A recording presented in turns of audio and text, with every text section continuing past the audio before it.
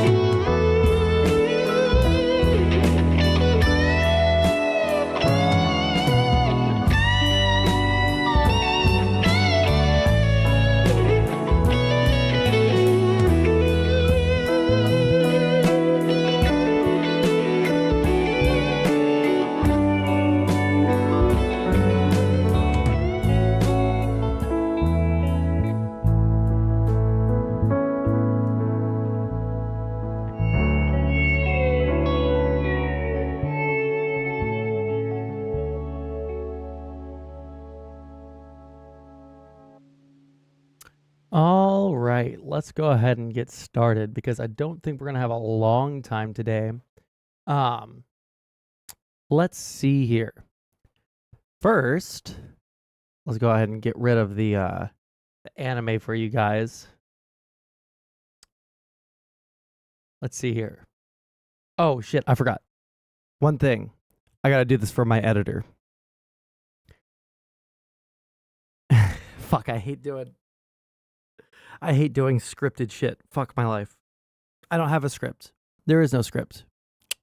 We're gonna do it. Yes, drama. Yes, Killer Sig is the real lefty here. Everyone always remind Killer Sig he's the real lefty. It'll make him really happy.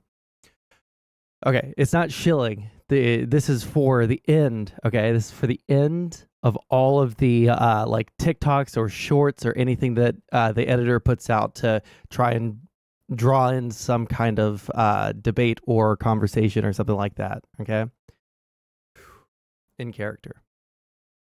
Should I like look at the? Should I look at the camera? Okay, I'm just gonna look at the camera. I'm gonna try and do it. Oh my god, I'm so fucking yellow. Why am I so yellow, bro? What the fuck? Hold on. Why have none of you people ever told me that I'm that yellow?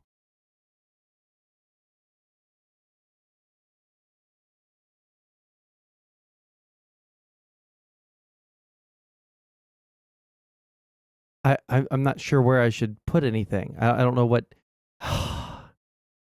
I don't want to fucking do it when my face is yellow as fucking Simpsons character. Jesus Christ.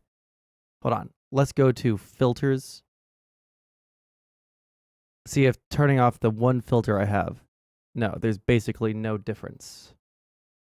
How do I lower? Do I need to like go into my camera and change the light settings to a colder light? Well, now I look kind of. Wait, is it just the further away I get, the better it looks?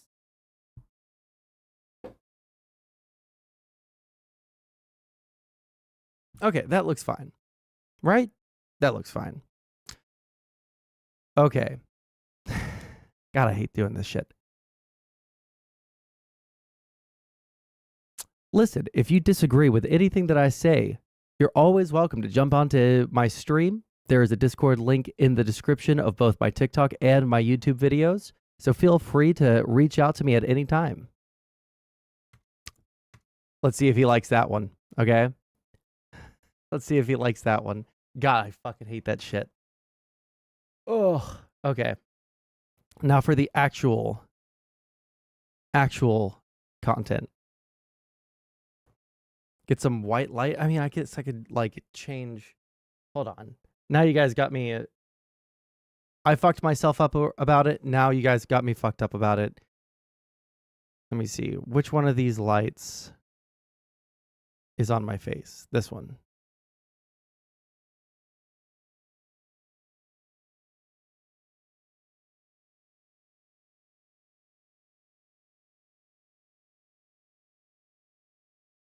That and then cold and then lower the brightness. That looks normal. Oh, wait, it might. No, it's not the monitor. Okay. This will have to do. Whatever. Let's see here. So we have a new video about Demonmama called Demonmama, semicolon, no, colon, total degeneracy. Now, before we watch that, okay, you should have done a promo like this. Defending, but there are those right now that are questioning whether you can withstand the big man. I don't care about those people, man. I don't care about those people that aren't stark-raving hulkamaniacs. I could care less what they think. I'm fighting for life, brother. I'm fighting for all those people that have How did Hulk Hogan make this hairstyle look cool? Can anyone answer me that question? How the fuck did he make, this seem cool? For all those people that have remolded their lives, man. Modeled after Hulkamania. Get their priorities in order, man. Walk around with a lot of pride. As far as those people that are on Andre the Giant's side, I wish they'd come on down too. I'd like to slap them around just for a warm-up.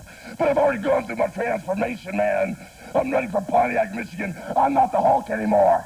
I'm the Hulkster, man. Look into my eyes, man. He's coked up on as that fuck. mountaintop. Back off, little man. I'm on that mountaintop, and I'm waiting for you, Andre. And I'm guarding that mountain. And the Hulkster that's guarding has got a 32-inch neck, a 64-inch chest, the largest. He does not have a 32-inch neck. Okay, anyways. Evidently, before the interview with Sitch and Adam and Brianna Wu, evidently they talked a little bit about the Demonmama video.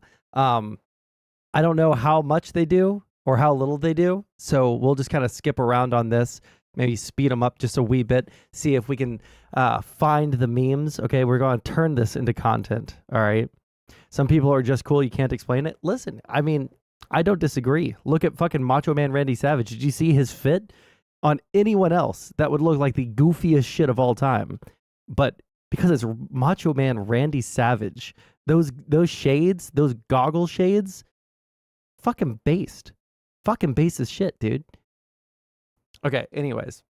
We'll skip around on this. We'll see what kinds of things we can find right here. And if there's no good memes, then we'll just move on to the actual show. Okay? The actual title event. Hello. What's going on? When do I get my damn comic book? Okay, maybe I have got some crimes to commit. Yeah, Adam. When do we get the comic book? Why does it seem so quiet? I paid. Trying to be one of those annoying people on GoFundMe. That's just ow. Look, I think I've trained everyone on Indiegogo not to ask me for updates. Look, I give regular updates on the stream, so I just there you go. I don't want to spend a bunch of time crafting updates. It's I'm an artist. It will be done when perfection is achieved. What a diva, jeez. Kind of, yeah, a little bit. Wow. Terrible. So, yeah, I thought we would talk about the blowback you guys are getting on Israel Palestine. Yeah, let's do it. I think you're both getting like, look, I saw Hassan Anabi had retweeted RII, so that's what I was thinking we'd talk about. Hell yeah. Do you got anything you want to talk about specifically, or let them know before we go live? Okay. No. Come on, talk about the Demonmama stuff. I think Brianna wants to call Demonmama a pedo too, which there we go. I'm full All right. There's a video that's There we go.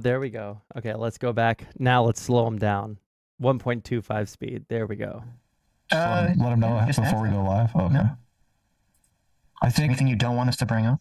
I think Brianna wants to call Demonmama a pedo too, which oh my god.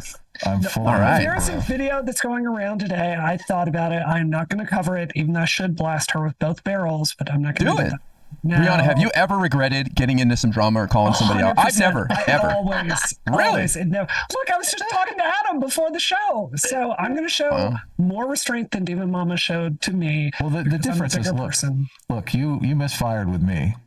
Demonmama has it coming, okay? Misfired. That's fair. There's a giant difference here. I'm innocent. What did Demonmama do that's got this accusation? So Jenny. No, let's talk about this on stream. Okay, that's fine. Yeah. We'll save it.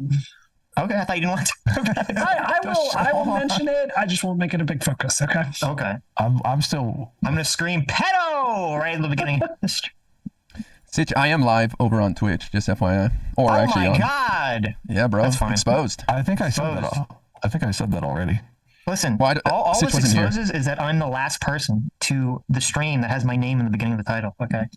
Sure. Maybe you should show some more professionalism. I should. I mean, listen, I'm the real diva. Okay. There we go. I show up when I show up. What you do? You have a pink and a blue cartoon hat today, so that makes a lot of sense. Wait, what? Yeah, give me a hat, Adam. No, you picked that avatar. You. I have a pink and blue hat. Yeah, you've got your. Oh, please just talk about. Do we have to skip to the? Hey now, it's your boy BSA Sitch here with another Tuesday stream with everyone's favorite, the artist who's just enough. What's up, everybody? And look, we've got two special guests here. We've got Brianna Wu, who wants to call Demonmama a pedo, and we have I'm really important, who wants to call Hassan Anabi, a Hamas Anabi, a terrorist sympathizer. So this should be an interesting show.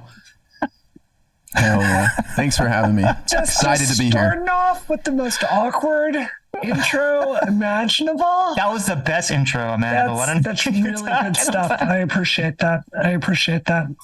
Look, that was me. Okay, don't blame Brianna for that. Obviously,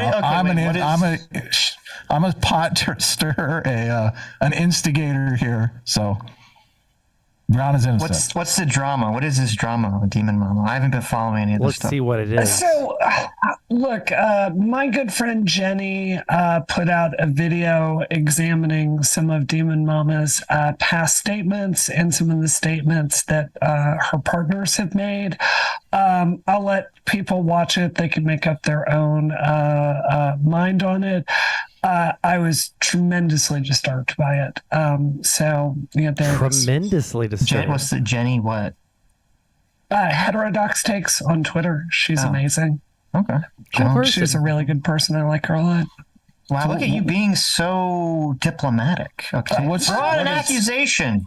So, I mean, real stuff with Demonmama. This is someone who she's been extraordinarily cruel to me, but I also know that she has trauma from, internet communities going after her, and I'm going to be the bigger person and not add to that. So, I have trauma too. Just so you guys know. I get a get out of jail free card. Look, I want to be a dick to people. Yeah. You just let me know. I'll let you have any drama you want. Just give me the token. Just DM it to me, and we'll move on. Look, DGG keeps calling me a right winger. What do I get for that? What kind of what can I do? Who can I be mean to? Look, I'm gonna let it go. Obviously, that's not a big deal. So okay, so they're letting it go. All right, let's go. Let's watch Demonmama Total Degeneracy. Now, if you guys don't remember who the person speaking is, a couple of weeks ago, a couple of months ago, I can't even fucking remember at this point, there were all those leaks that President Sunday posted out of a group chat. I was in that group chat.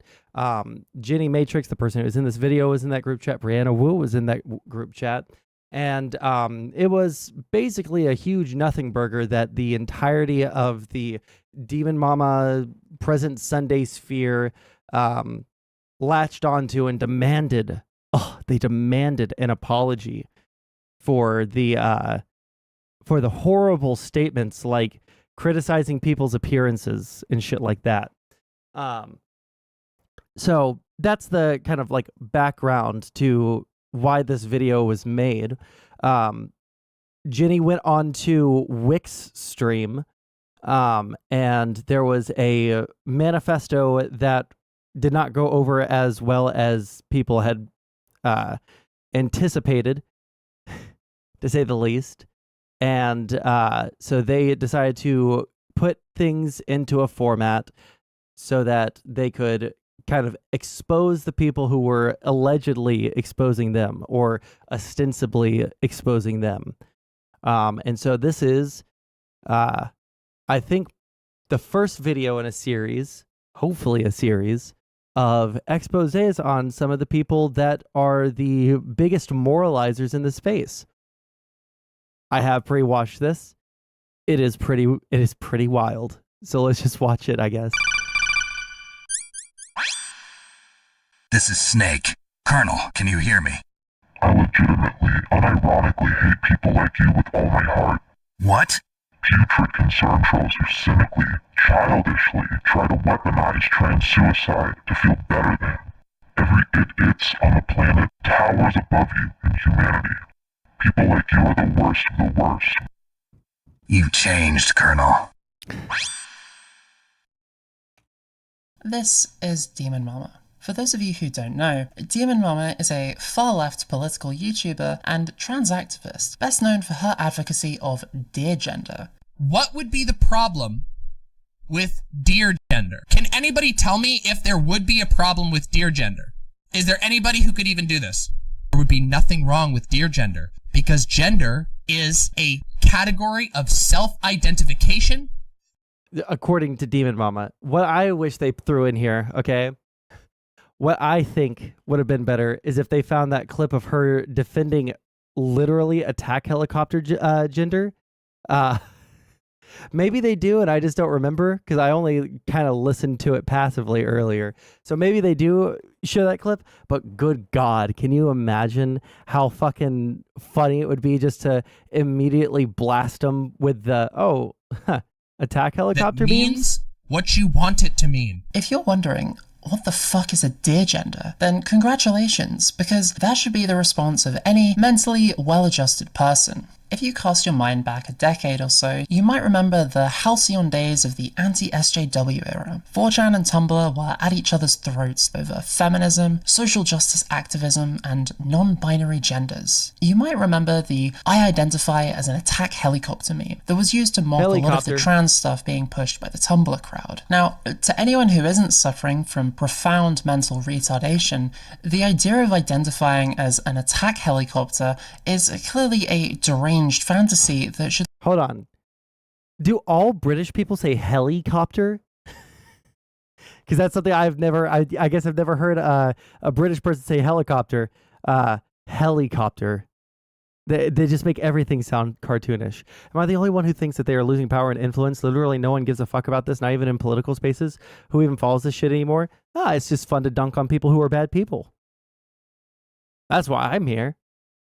Should land you in a mental asylum. Unfortunately, we are not dealing with sane or rational people. Some of them, like Demonmama, instead of rethinking their positions, have decided to double down. Not only does she quite literally believe you can be attack helicopter gender, or auti gender, that's autism gender, but also deer gender, or any other gender you want. To be fair to Demonmama, we shouldn't judge her for one bad take, especially not when there are so many more we can judge her for. Like how she wants to get rid of capitalism and have everyone make their own medicine from scratch. I'm sure giving everyone a chemistry set and telling them to go and make their own chemotherapy isn't going to end badly at all. That sounds like a really great idea. She's also okay with literal 13-year-olds coming onto twitch.tv and doing naked hot tub bikini streams. Could you please keep your hand up if you would be comfortable if a 13-year-old were to come onto Twitch and do an Amaranth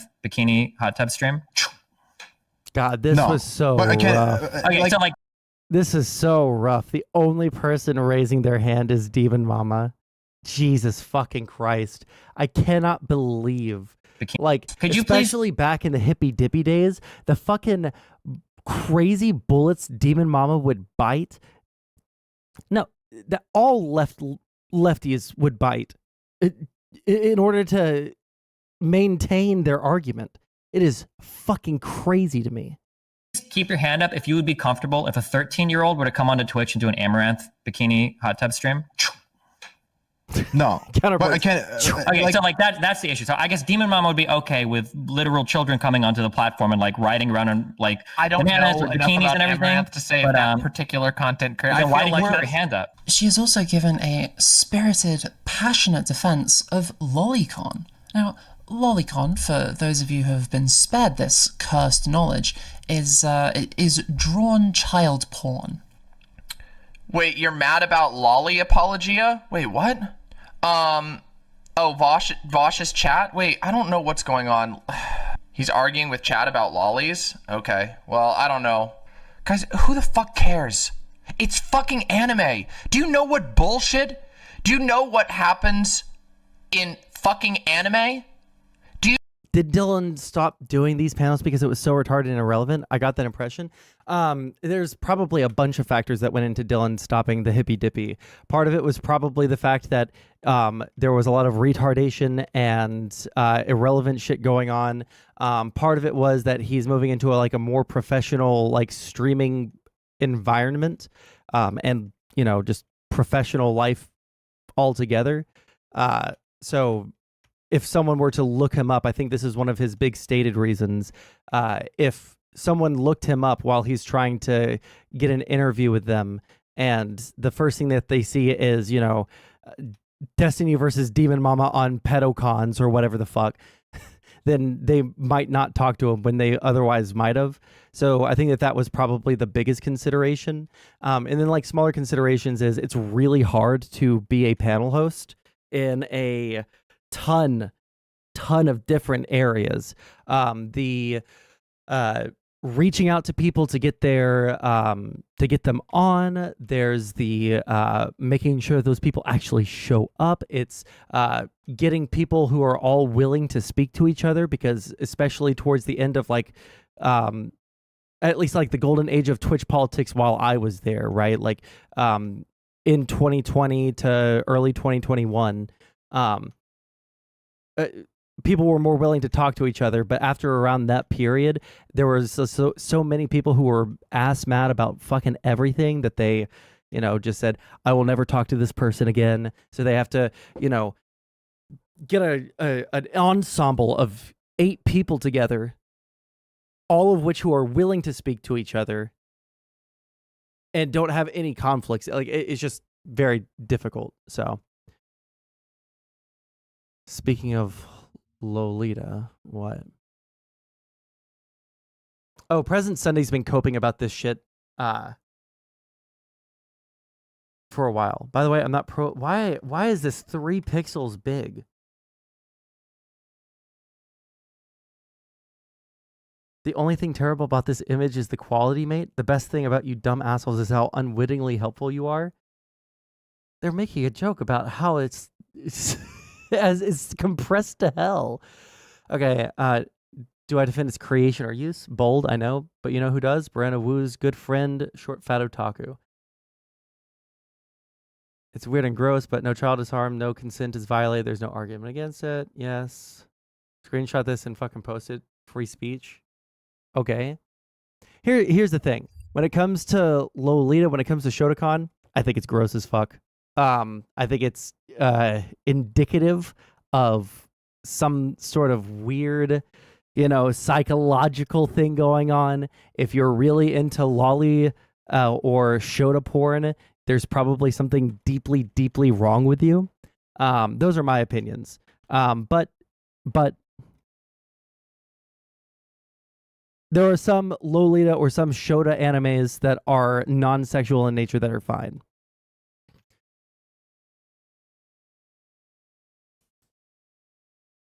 As long as it's non-sexual in nature, probably fine. I guess we can go case by case because I don't have a deep knowledge of all things. I don't have a deep knowledge of all things Lolita or Shotokan.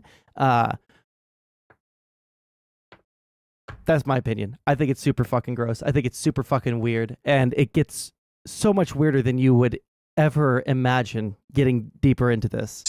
It's fucking anime. Do you know what the fuck is Shota? Shota is essentially lolicon, but little boys instead of little girls. Finally, someone I watch is covering something besides the Israel shit. Sorry, buddy. I needed a break too. Bullshit? Do you know what happens in fucking anime?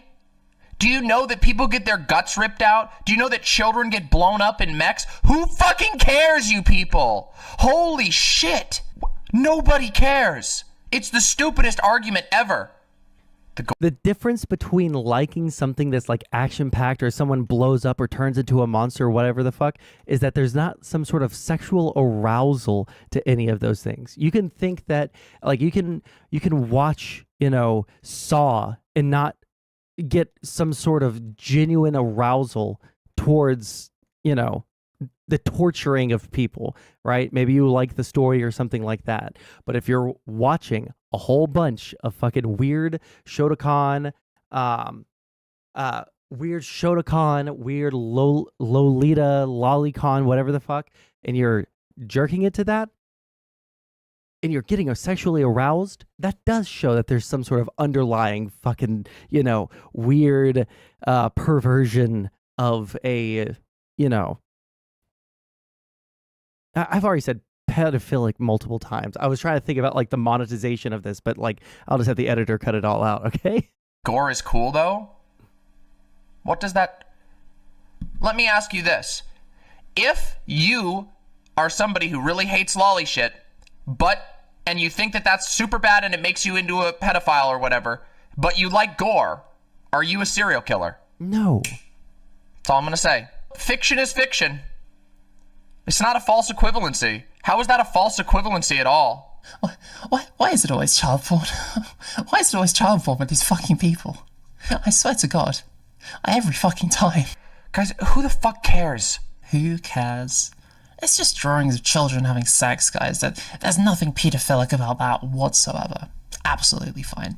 Fiction is fiction. Fiction is fiction, after Fiction is fiction. It's not, though. I don't think that... I think that... I would even say that there is a case to be made for people who watch, like, essentially, like, torture porn, that they might have something wrong with them. All right? Now, I think it's a lot less likely that someone is just into torturing people, like kidnapping and torturing them, than them having some weird, perversion towards children. I don't need to. Okay, hold on. Let me get a temperature check from chat. Do I need to censor myself from saying pedophile? You're probably a pedophile if you jerk it to Lolicon or Shota. Okay. Yes, she's seriously defending liking not just Lolita or Lolicon. Are those the same thing? Not just Lolicon, but like Shota porn, like little boys, little baby boys. all. And what about all that? Now, when I say torture porn, I don't mean like literal pornography of people getting tortured, right? Because that could be BDSM. I'm talking about like, like the Saw movies, right? That's torture porn. You're just like sitting there to watch people get tortured. Violence in anime, Does liking that make you a serial killer? Checkmate, atheists. Demonmama, I'm going to be very generous here and... Sorry, last thing. Do you think they would defend watching racist media not making you racist? Absolutely not. After all. And what about all that violence in anime, Does liking that make you a serial killer? Checkmate, atheists. Demonmama, I'm going to be very generous here and assume that you're just retarded rather than a pedophile yourself, and I'll explain the problem to you. People jerk off to things that they are sexually attracted to. People who are sexually attracted to children are pedophiles. If someone is getting off to a depiction of a child, they are a pedophile. It isn't that complicated. I hope this helps. I really do. You might be wondering, what ulterior motives could Demonmama have for defending this utterly degenerate shit? This is Demonmama's partner. No, not Doe, the other one. This is Pseudofawn, one of Demonmama's, girlfriends? I have no idea what this one identifies as, honestly. They talk about being a sheep a lot, so maybe Demonmama's Welsh and that's just her thing. Who knows? Anyway, they're in a polyamorous relationship and they live together. And Fawn has taken to Twitter numerous times to talk about jacking off to Lolly, their love of Shotacon, and the huge collection of it that they have on their computer. Shotacon, for those of you who don't know, is a lot like Lolly, but instead of being hentai of prepubescent girls, it's hentai of prepubescent boys. The number of anime-related pictures you have on your computer is the number of years you will spend in hell. Pseudofawn, does hentai give me more or less years? Never mind, there's a lot of Shota in there. I'm fucked. I am extremely out of the loop in the world of pornography, probably because all I care about is trap and Shota doujins. Shota's traps and yaoi are best. Confirmation maximum. Wait, that word is doujin? Huh. I always read it as doujin, but okay, whatever. Shota's traps and yaoi are best. Confirmation maximum. You into cute little Shota dick, huh? Can anyone hook me up with about 4,000 drawings of traps, Shotas, and... Shadow is right. Loli is just a character type. The issue is how it's used in anime, and if it's porn, then yeah, it's really bad. Yeah, no, exactly. That's the thing that I said earlier, right? That's the thing that I said earlier. There's someone in Chud's server earlier gave an example of a Lolita anime that I've seen clips from before. Maybe you guys know what it is. Like there's a scene of a girl doing a suplex to a goat, and then a scene of like an old man in a bulletproof vest suplexing a fucking deer, right? And see, that's probably fine, okay? That's just an anime? Yeah. A slice of life anime, but like the character design is like Lolita, right? But These people are specifically talking about what? Let's go back. I'm extremely out of the loop in the world of pornography, probably because all I care about is trap and shota doujins. I am extremely out of the loop in the world of pornography, probably because all I care about is trap and shota doujins. Shotas, traps, and yaoi are best. Confirmation maximum. You and a cute little shota dick, huh? Can anyone hook me up with about... So specific. Why would you say any of this stuff in public? 4,000 drawings of traps, shotas, and new halves. Thanks in advance. Baby dick is kind of an endearing term, TBH. Cute little ones deserve love too. Oh my god. Poju draws proportionally incorrect, unappealing peens on exaggerated bodies that don't make sense for males half the time. Sometimes they draw a nice, sound boy body, but they will never do the penises right. Guys, can we please have a serious conversation about the low-quality genitalia in the shota community? The real problem, of course, with all of this drawn child porn is that the dicks just don't look right. Seriously though, I do love that the implication of this complaint is that Fawn is upset that the dicks on these literal fucking children don't look childish enough for them. Jesus It's so fucking disgusting, Christ. man. I'm just gonna have sex with this 3-year-old non-human with demon-looking things coming out of her back. What am I even supposed to say about this one? I wrote an entire short story about incest, but it's okay, because they were aliens with a societal custom of pairing same-gender siblings, right? No, Fawn. No, it's not okay. None of this is okay. Jesus Christ. This is the opposite of okay. You know, it's pretty fortunate for Demonmama that no one in her community, none of her mods, none of the other streamers she associates with, have any issues with Lolly at all. I'm sure they're all fully aware of her views on the topic, and I'm sure she privated the only stream of hers where she openly talks about this for entirely unrelated. Oh, wait, hold on. I was only listening to this part before, so I didn't actually see all these screen grabs. 1 second. Let's see here. No, it's not okay. None of this is okay. This is the sure, opposite of SEA. okay. You know, it's pretty fortunate for Demonmama that no one in her community... Demonmama, since I know this is where all the Shoe fans still lurk, I figured I'd give them the chance. My new video, Shoe on Head fans won't watch this, blah, blah, blah, blah. About the, I guess it's the Balenciaga stuff. Okay, groomer. And then they say, okay, pedo, you literally get off to drawn images of children. What's up with lolicons, aka pedos, calling LGBT people groomers? Okay, so her community must not have a problem with Lolita. Or lolicon. Fuck. Everything just went away.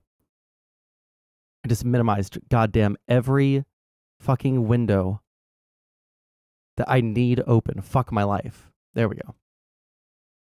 See, none of her mods, none of the other... It's time to stop. I saw this and it was a bridge too far. I had to hit the block button. Lolly defense is always a hard no for me. Uh-oh, Demonmama's mod. Streamers she associates with. Is extremely, so 1, find a transphobic post, scroll up through their likes tab. 3, they're a pedophile. It's extremely common. Most of the people that roll up in my mentions with shitty opinions on my appearance are just a quick scroll to find them coming over Loli. Is it Loli, Lolly, whatever? Projection is a motherfucker. I have any issues with Lolly at all. Oh, gay fash. Holy shit, that whole thread is just coping because they actually want to defend people who essentially make Loli art? Okay. I'm sure they're all fully aware of her views on the topic, and I'm sure she privated the only stream. I like anime, but anime fans make me actively take less of an interest because they scare me. They always seem a moment away from being racist or defending Lolly. Of hers where she openly talks about this. If a pedophile calls someone a man-child, is that flirting? Zing. Oh wow, big man himself entered the ring. Did you get big and brave after your mommy shoe on head came to your defense? Begone, pedophile. Entirely unrelated reasons. Republicans fight to keep child marriage legal and voted for Roy Moore. Trump creeps on nude child beauty queens. Lowly porn communities are infested with far-right reactionaries and pedo enablers. Far-right 8chan is a haven for child porn. Leftism is anti-child rape. Uh-oh. But wait, there's more. Because not only is pseudofawn... Oh, there's Doe, the formerly deer, now cow-maxing on a private Twitter account, lusting for MAGA cock. Who would have guessed that the leftiest of us was lusting for MAGA cock? Who would have known? Into pseudo-child porn, they're also into animals. Hog, cow, whatever you want to do. Yes, you did hear that correctly. In fact, why don't I just read you a few of... It's not even putting lipstick on a pig, it's putting a cow outfit on a pig. Holy shit. The things that pseudofawn here has had to say about their unusual sexual proclivities. Why is my Faye game doing on Twitter, Faye is a name they used to go by, gently attempts jokes, avoids opinions on anything besides video games, makes only vague references to weird stuff. Faye speaking in private to a minor acquaintance. You'll like horsecock? I'm a big fan of deer pussy. I want to fuck 8 people at once. Dragon mommy dom.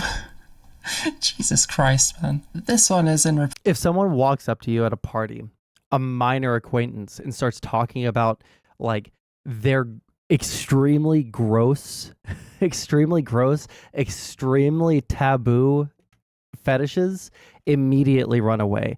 Don't think that they're quirky, right? If you're like some, early 20s dude, you just got the ability to go out to parties, go out, talk to random girls and shit. Do not talk to the girls who have the weird fetishes. It will be good for one night. It will never, ever, ever, it will never leave you. It will never leave you. You will be stained forever.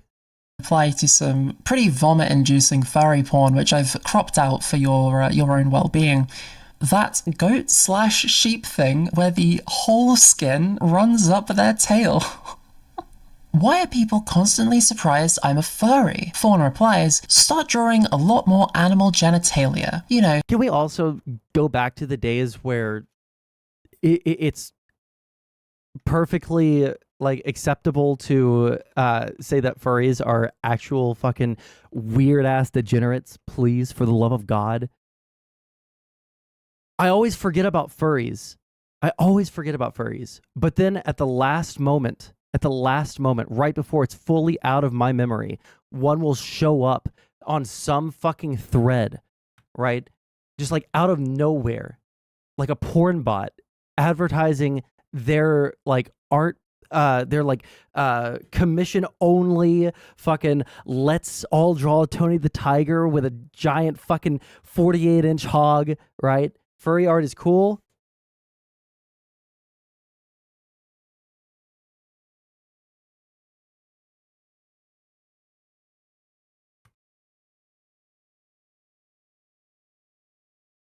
We'll just keep on watching. Just to get the message across. I've seen some great collage pics from Yikes, Oregon brother. furs. Meanwhile, all I see here is ACAB, vegan, queer, text stickers, which is valid, but I want to see huge animal titty. I haven't played Pokemon since OG Ruby and Sapphire. All I know about the newer stuff is the Hex. Fawn. There's a lot of sex fuck Pokemon now, my dude. The NPCs ain't got shit on some of those literal animals. Zexoid. I ain't no pokefucker. Fawn. You're missing out on some good shit, bruh. I can't believe the guy behind McAfee Firewalls has actually fucked a dolphin. Fawn replies, dolphins have cool genitals, but don't fuck non-sapient things. I'm glad we're getting some ethics in today's zoophilia. Ratmeat replies, apparently he also tried to fuck a whale. This dude is a household name. Fawn follows up, orcas have cool genitals, but yeah, you get what I mean. I'm not sure I do, actually. I don't either. What do you mean, Fawn? But Nikos are greater than furries. I don't even know what the fucking Nico is. Also, hey fellas, in your early 20s out there, lusting after some manic pixie dream girl at a party, if she comes up to you and starts talking about orca pussy, run the fuck away. What did you mean by that? What did you mean when you said dolphins have cool genitals? What did that mean? I'm not Googling it. Oh my god. Someone else Google that and tell me why they're interesting. End it all right now. Less statues of historical racists, more statues of Pan and his goat cock. Now, I've had to censor this one pretty heavily because it leaves absolutely nothing to the imagination, and we certainly cannot have goat penetration. I would be down to figure out what kind of girl is into orca pussy, but I won't stick around to find out more. Fucking based. Sorry, Tron, you're going to have to edit the fuck out of And we this. certainly cannot have goat penetration on this good Christian YouTube channel. I could keep going all day with these because there really is a limitless supply, but I'll leave you with this one. She got the fuck me everything. Her entire being was designed to scream, pound my cloaca hole, and give me fucked up hybrid babies. I have no words. I have nothing. I ain't These paying people anyone are shit, not Rebel seeing Mango. the pearly gates. I suppose we shouldn't be too surprised the mother of demons isn't going to make it to heaven, but there you go. I don't want to linger on pseudofaun for too long, but somehow it gets even worse, so let's move on to pseudofaun's presence on some other websites, like these Rule 34 websites that I happened to come across when googling their name. Pseudofaun is a part-time Rule 34 artist, doesn't just jack off to this shit and talk about it, but also draws it. So that's it's horrible, and a lot of it is just really fucking bad. So I've got a few pictures to show you here. Obviously, extremely censored. Can't be having any of this anywhere near YouTube. I don't wanna risk getting the channel banned on my first video. So you'll just have to imagine the fire. Yeah. To start with, we've got this frog giving a guy a foot job. It's interesting. We've got this Why is it pink like clip Yoshi art? thing. I don't know, with a fucked up nose. Wait, hold on. You don't know it. A foot job. It's interesting. We've got this pink Yoshi thing. I don't know, with a fucked up nose and very. Well, we know that Jenny's not a pedophile because she's not a gamer. All right, every pedophile is a gamer. Not every gamer is a pedophile. Okay. But if you don't know who Birdo is, oof. Now, here's a question. Why does it look like clip art? Who in their right fucking mind would find clip art sexually attractive? Okay, I don't know who either of these, any of these people. Steve will do it, and Gorlak the Destroyer. I want to be nice, and I want to make a guess that this one is Gorlak the Destroyer. Gorlak is the chick? Ah, okay. Well, I was trying to be nice. Okay. Disgusting. What is wrong with these? Okay. And we've got this sheep thing. I don't know, like maybe it's like another Pokemon. It's some kind of like strawberry looking dick, I guess. I don't even know what that is. It's described as big penis, so I guess that must be its dick. It's very red as well. You can't see it, but it's very, very red. Next to it, there's just a rabbit, like a pretty regular looking rabbit with a strained look on its face as it's apparently pushing an egg out of its vagina. Brilliant. Thanks for. I'm freezing. What do you mean I'm freezing?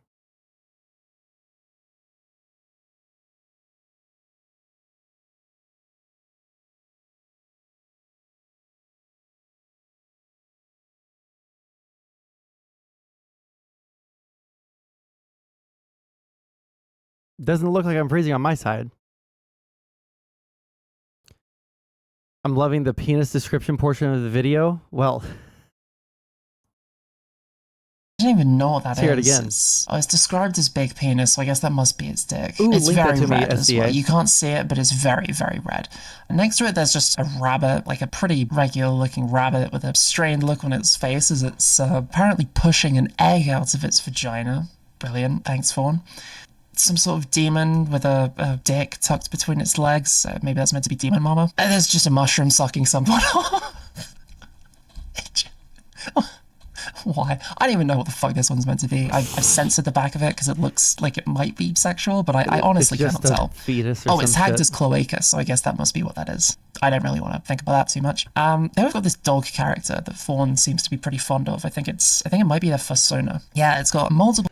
The thing that really fucks me up about furries is when, like, the more furry it becomes, the more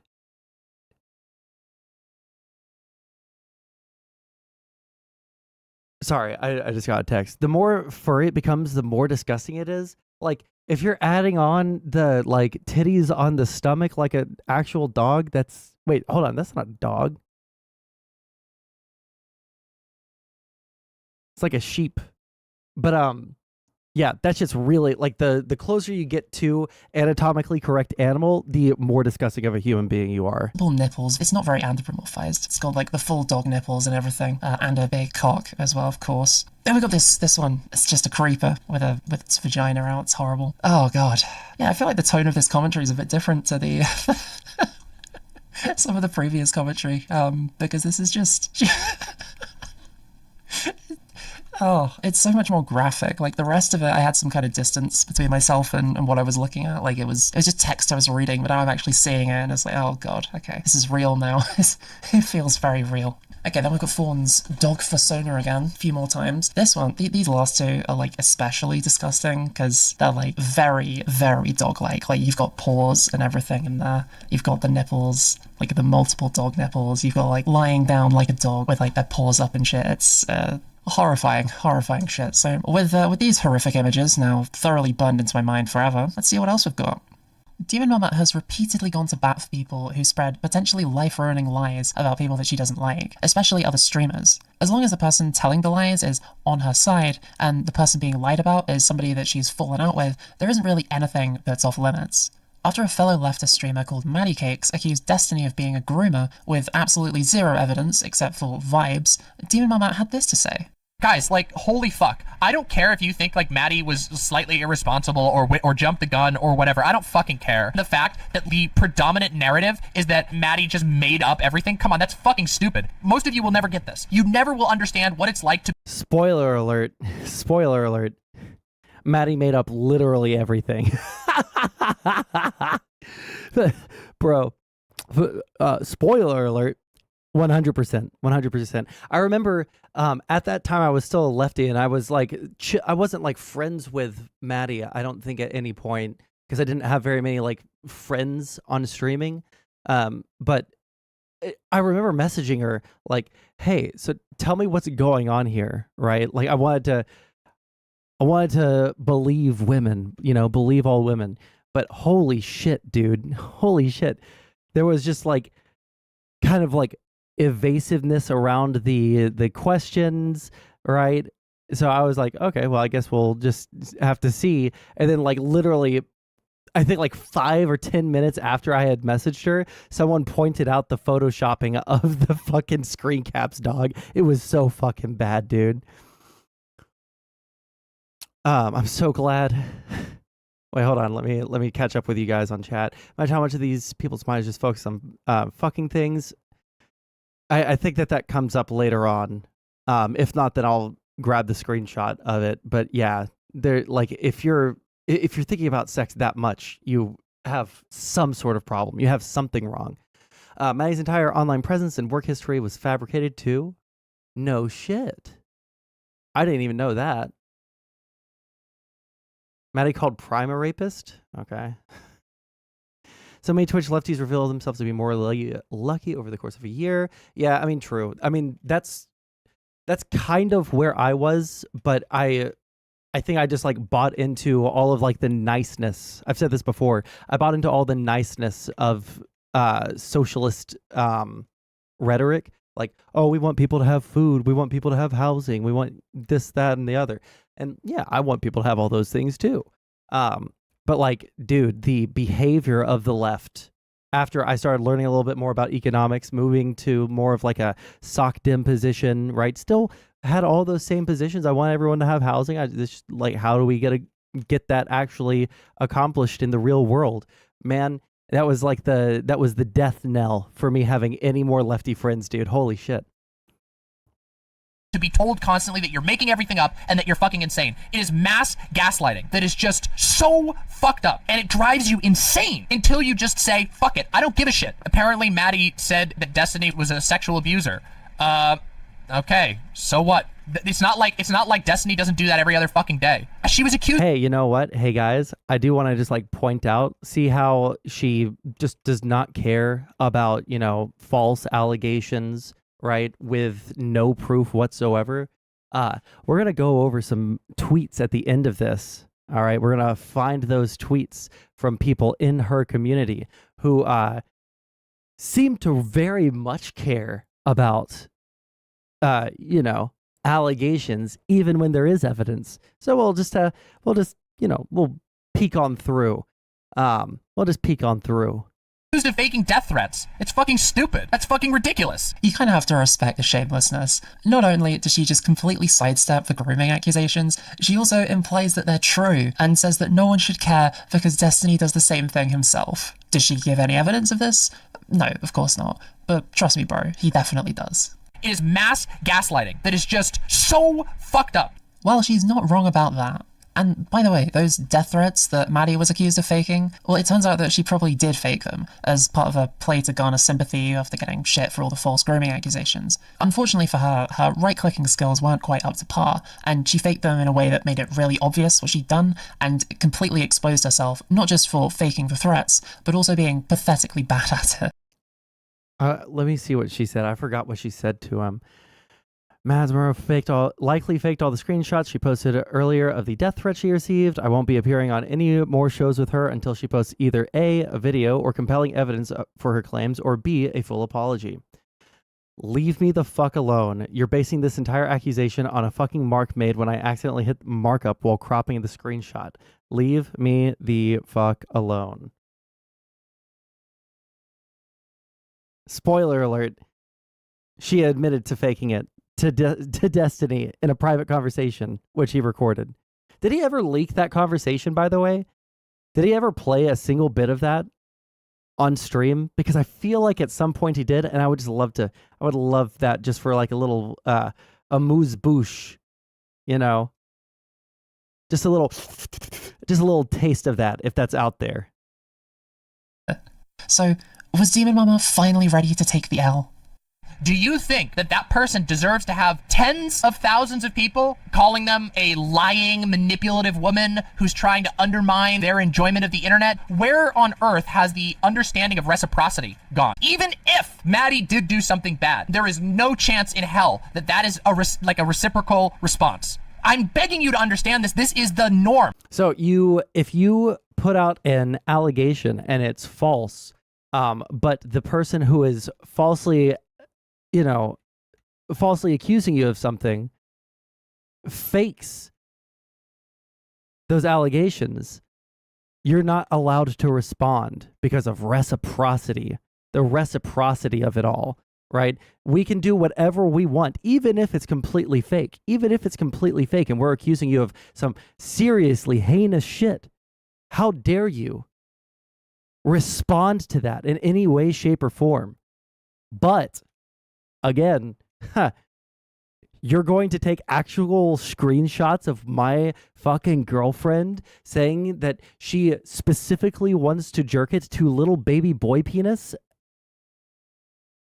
Bro, you're just shaming someone for their sexual desires. How fucked up are you? Like, bro, they like literally have no principles whatsoever. Every single fucking woman, every single fucking femme in this space has this happen. You say one thing out of line. This is so motherfucking constant. Also, why would you fake allegations against the single largest platformer in the space? Well,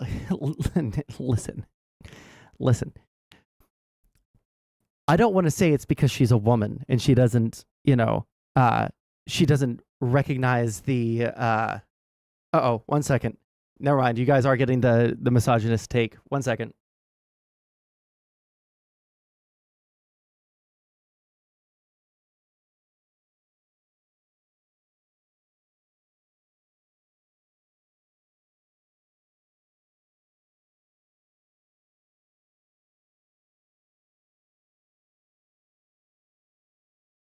All right, folks, give me 2 seconds. My girlfriend is having some sort of semi-emergency downstairs. I will take the advice of my editor, and I'll play you guys a short little bit.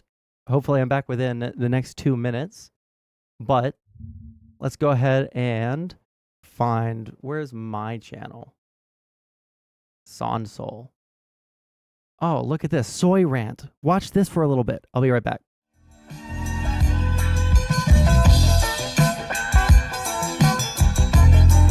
You know, trans issues started picking up steam in the United States. What were the arguments? People should treat these people like they're human beings. We shouldn't denigrate them because they are trans, right?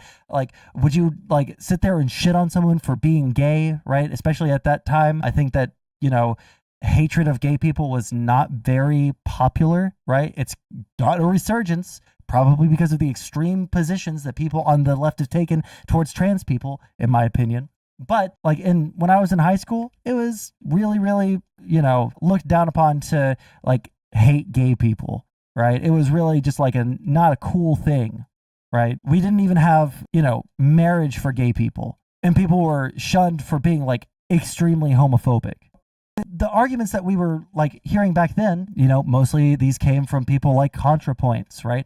H Bomber Guy, you know, all these like early bread tubers who really set the tone for what it meant to be a video essayist, right? Like this was just a thing that was out there. And we got all these arguments and explanations as to what it meant to be trans, right? And there was like some incongruity between, you know, your body and your mind, and you felt a certain way, and it made you feel like shit when people called you a man when you actually felt like a woman. And a lot of these arguments are very, very easy to sell to most people, because most people, believe it or not, don't like being shitty people. Most people don't like being hateful towards groups of people, right? Even people who are the racist by today's standards, right? Like their tone is shift significantly, right? If you go to, you know, if you go down to southern Arkansas from like where I'm from, right, and you talk to the people down there, you know, there's gonna be some people that say some like, you know, old people style racism about black people, right? Oh, you know, black people, I just treat them like they're people. They mean well. They're not trying to be racist, right?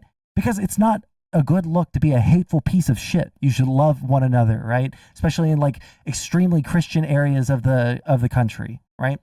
But when you come out and you like start moving the goalposts to more and more and more extreme positions, right? When you start, you know, having a spite-based or hate-based approach towards advocacy, right? When you could, I hate to make it sound like I'm quoting Dr. King, because I don't know if I am, but if you like lead with love, right? You lead with, hey, we just want acceptance, right? We just want healthcare. We just want this.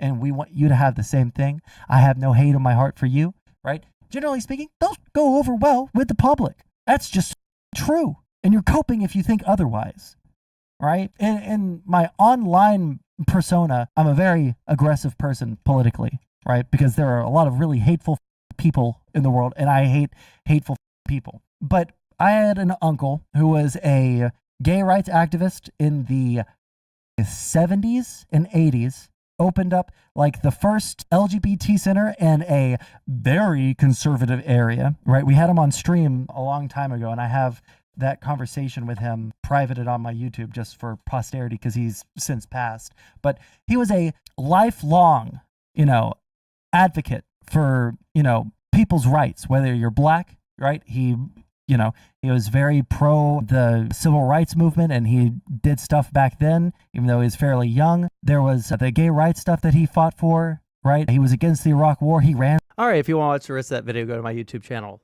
Like, comment, and subscribe. Also, we have 15 viewers on YouTube and only 6 likes. Let's see if we can fix that. Now, real quick before we restart the segment, I just realized, or I was just informed that I accidentally applied to an HBCU. So, someone said Sondsol is racist. How can I be racist if I'm accidentally applying to an HBCU? I don't know.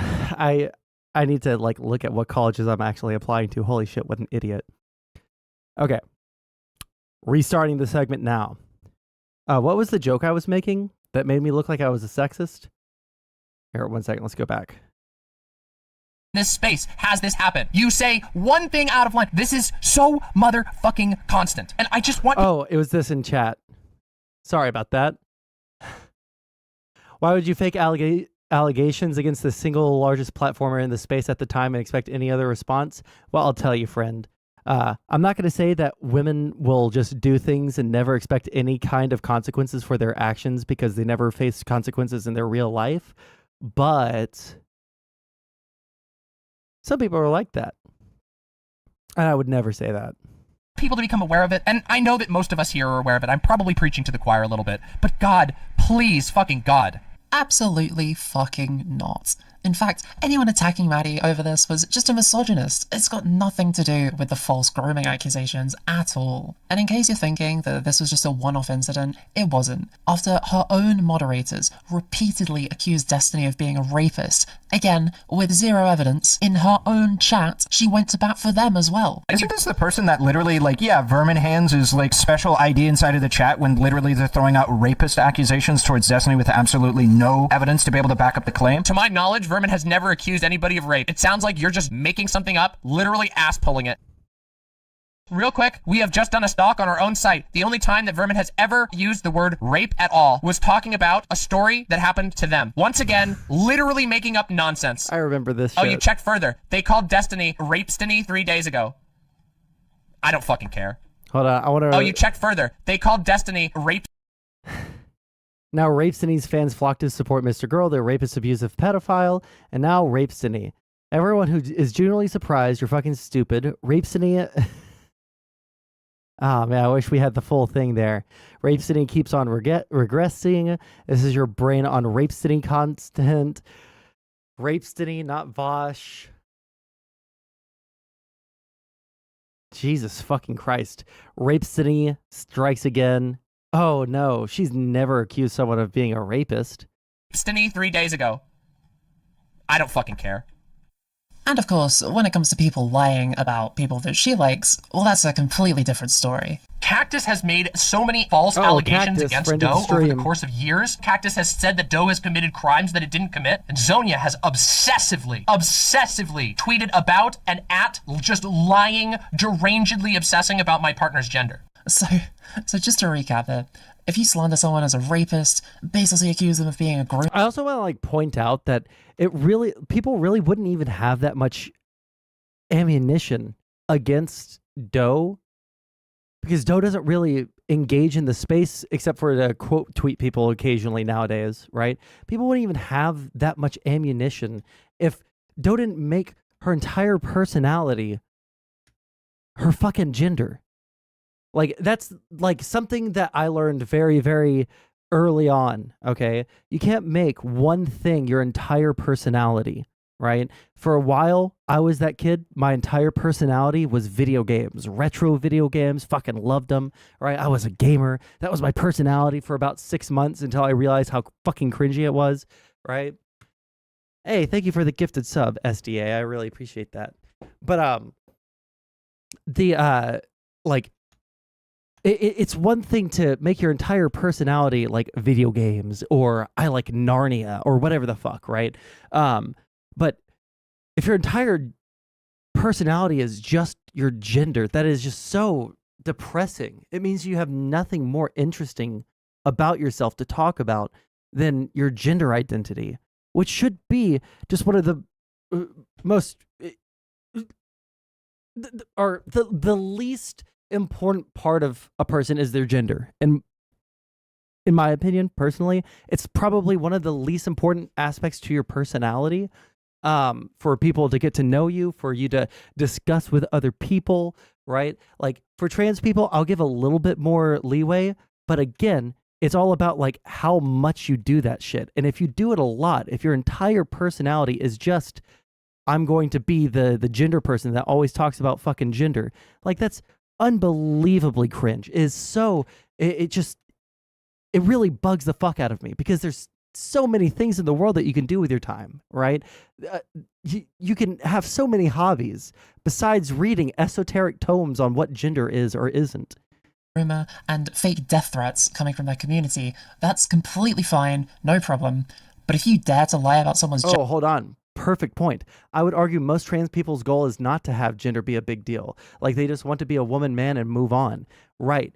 But these people actively campaign against that kind of mindset. They say that people that don't want their gender for first and foremost in their personality are essentially like the Uncle Toms of the trans movement. It's fucking disgusting.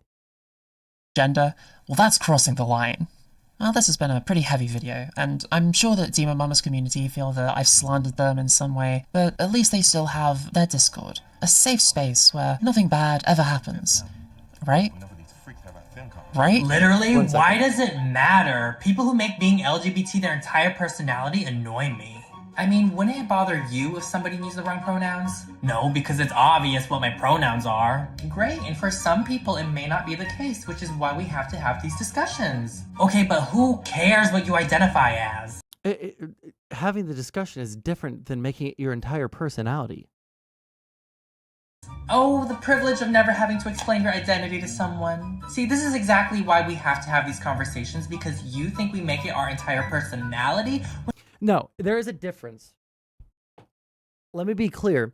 There is a difference between having conversations about a certain topic, whether it's gender or whatever the fuck, on a regular basis and making it your entire personality.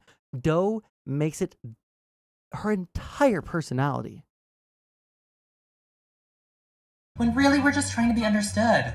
Oh, I'm not privileged. That's your key takeaway? Never mind. Literally, why does it... Epic ownage. Epic ownage. Okay. Oh, hold on. I forgot. Okay. We have to mute this part of the... We have to mute this part of the stream because of the copyright that is going to trigger. And then I'm also going to turn this off and make this really big. And we're going to pause a whole bunch because I have no clue what any of this part was because I was only listening earlier. So let's see what this is. Okay, they're all bottoms except Dennis Prager. He's just a rapist. Okay. No way Fuentes isn't taking dick. I'm 16. I'm 16 too. Uh-oh. I'm 16 and 14-year-olds are infants. I'm 17. Uh-oh.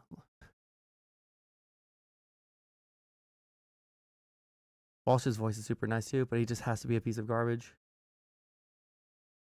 You know, we can find you kidlets some sexier daddy types to swoon over than Matt fucking Walsh is saying. Was this one of the people that they said were underage? Sorry, 1 second. I just want to see if there's like a... if they're keeping up with like the names or some shit. Okay, Unlucky Charms, got it. Okay, don't know.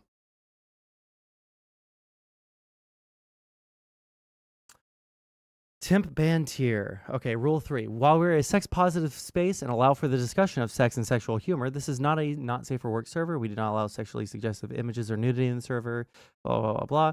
We wish to facilitate a space where people of all ages can learn about politics and feel free from having to be the object of sexual attention. Uh-oh.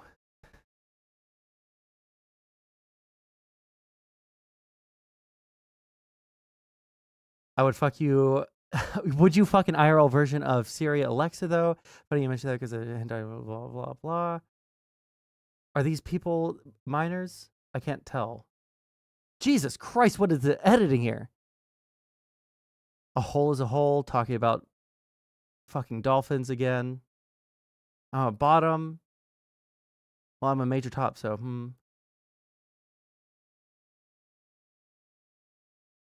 So there's lots of horny posting.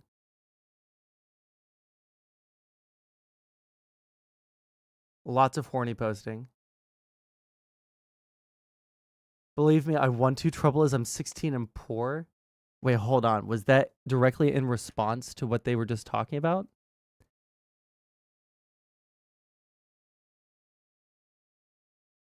Big dick bottoms exist. I'm interested.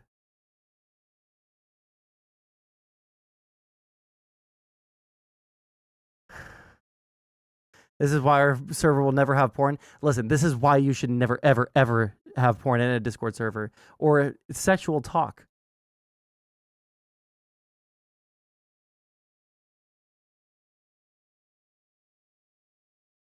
Okay, I thought it was going to be a bunch of like underage people. It's just they're constantly horny. Oh shit, wait, hold on. What was the highlighted I'll be waiting?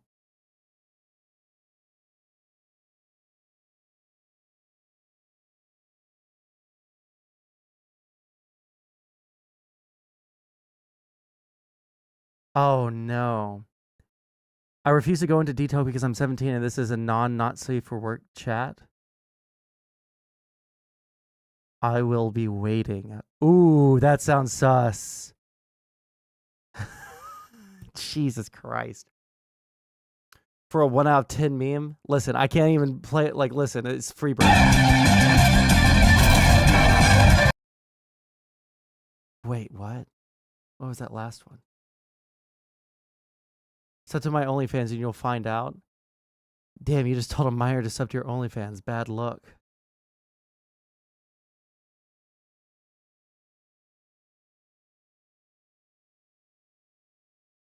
Okay.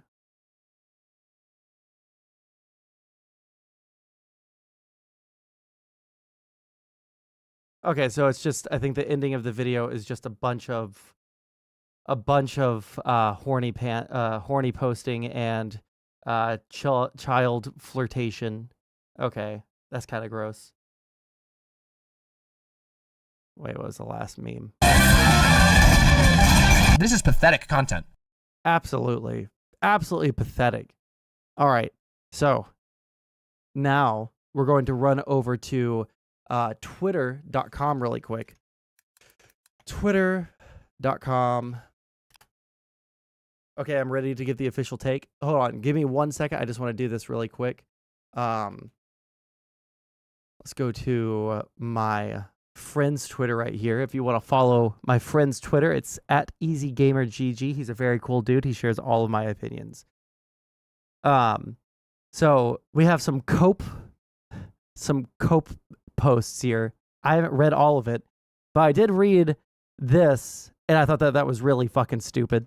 Not only does it pedo jacket Demonmama, but her partner Pseudofawn as well. Not pedo jacketing if they're actually saying that they want to see anatomically correct Shota dick. Okay? But let's read through some of these posts. Now, this is someone that's in Demonmama's community. Okay? I don't know if they're a mod or whatever the fuck, right? But, you know, they're getting some likes on their shit.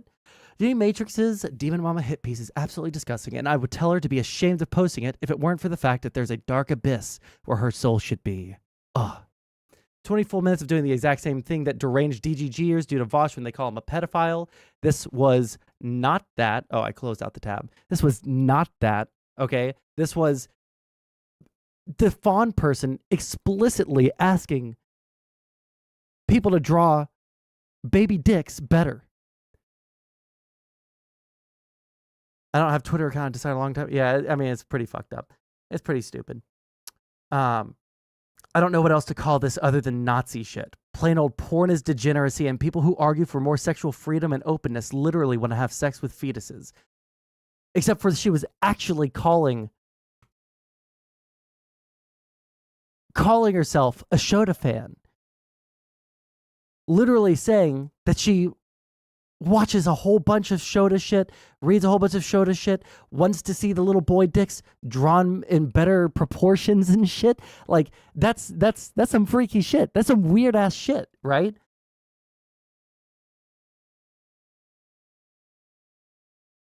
Oh, and this section is just fucking pathetic. And Jenny's just going, won't somebody please think of poor Destiny? Poor little small bean Destiny needs to be protected from the big bad trans streamer Uwu.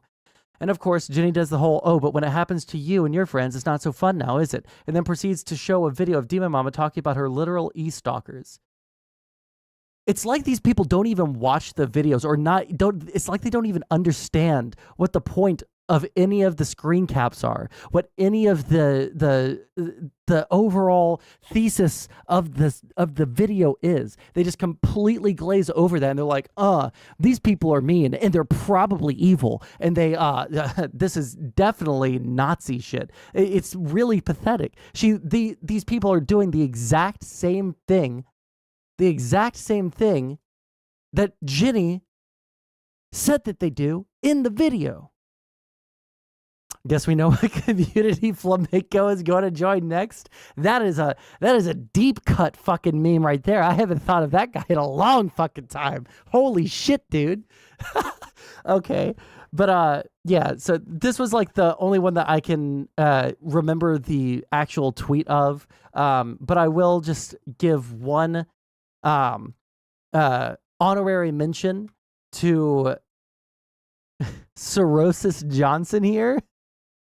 If you guys remember Beer Bash Johnson, here, let's just do a quick little Dylan Burns beer.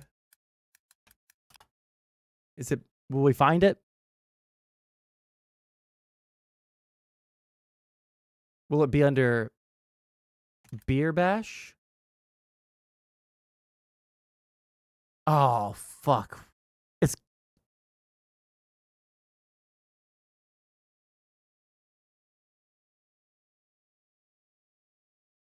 Let's see if we can find under Dylan Burns drunk.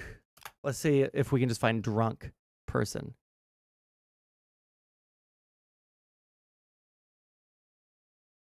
I got the Discord screenshots if you want them to make it easier to read. For what? For all the stuff that was on the video we just watched? No, I think we're good on that. I just want to make fun of Beer Bash for 1 second.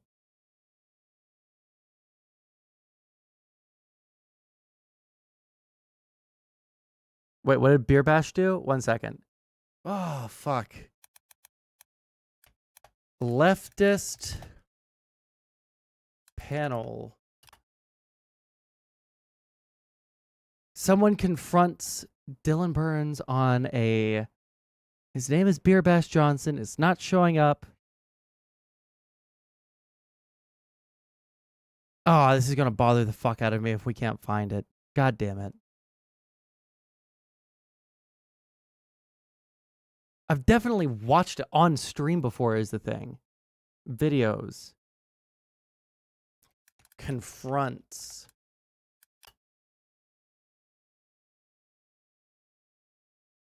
Nope.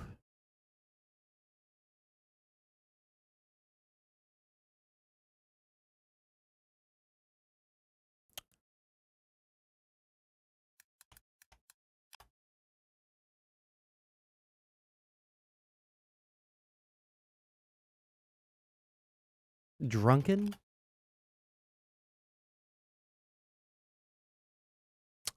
It's gone forever. I'll never find it. That's such a fucking shame. If someone can please find the video of fucking Beer Bash Johnson drinking nearly an entire handle of whiskey while talking to Dylan Burns, I would fucking love it. That's what Beer Bash did.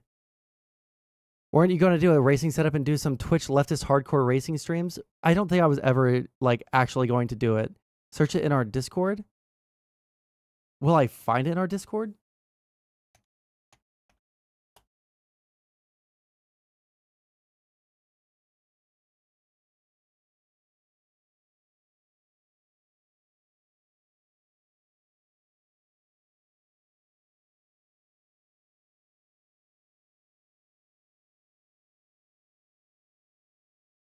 One second.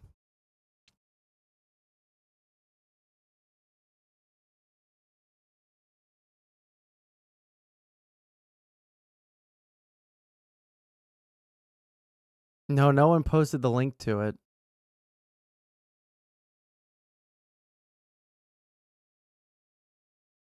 What a shame.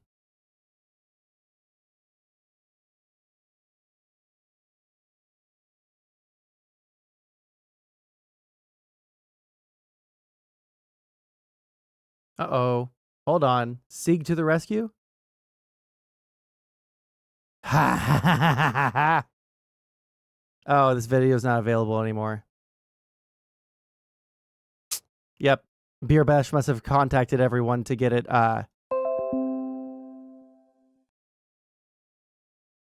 Marco.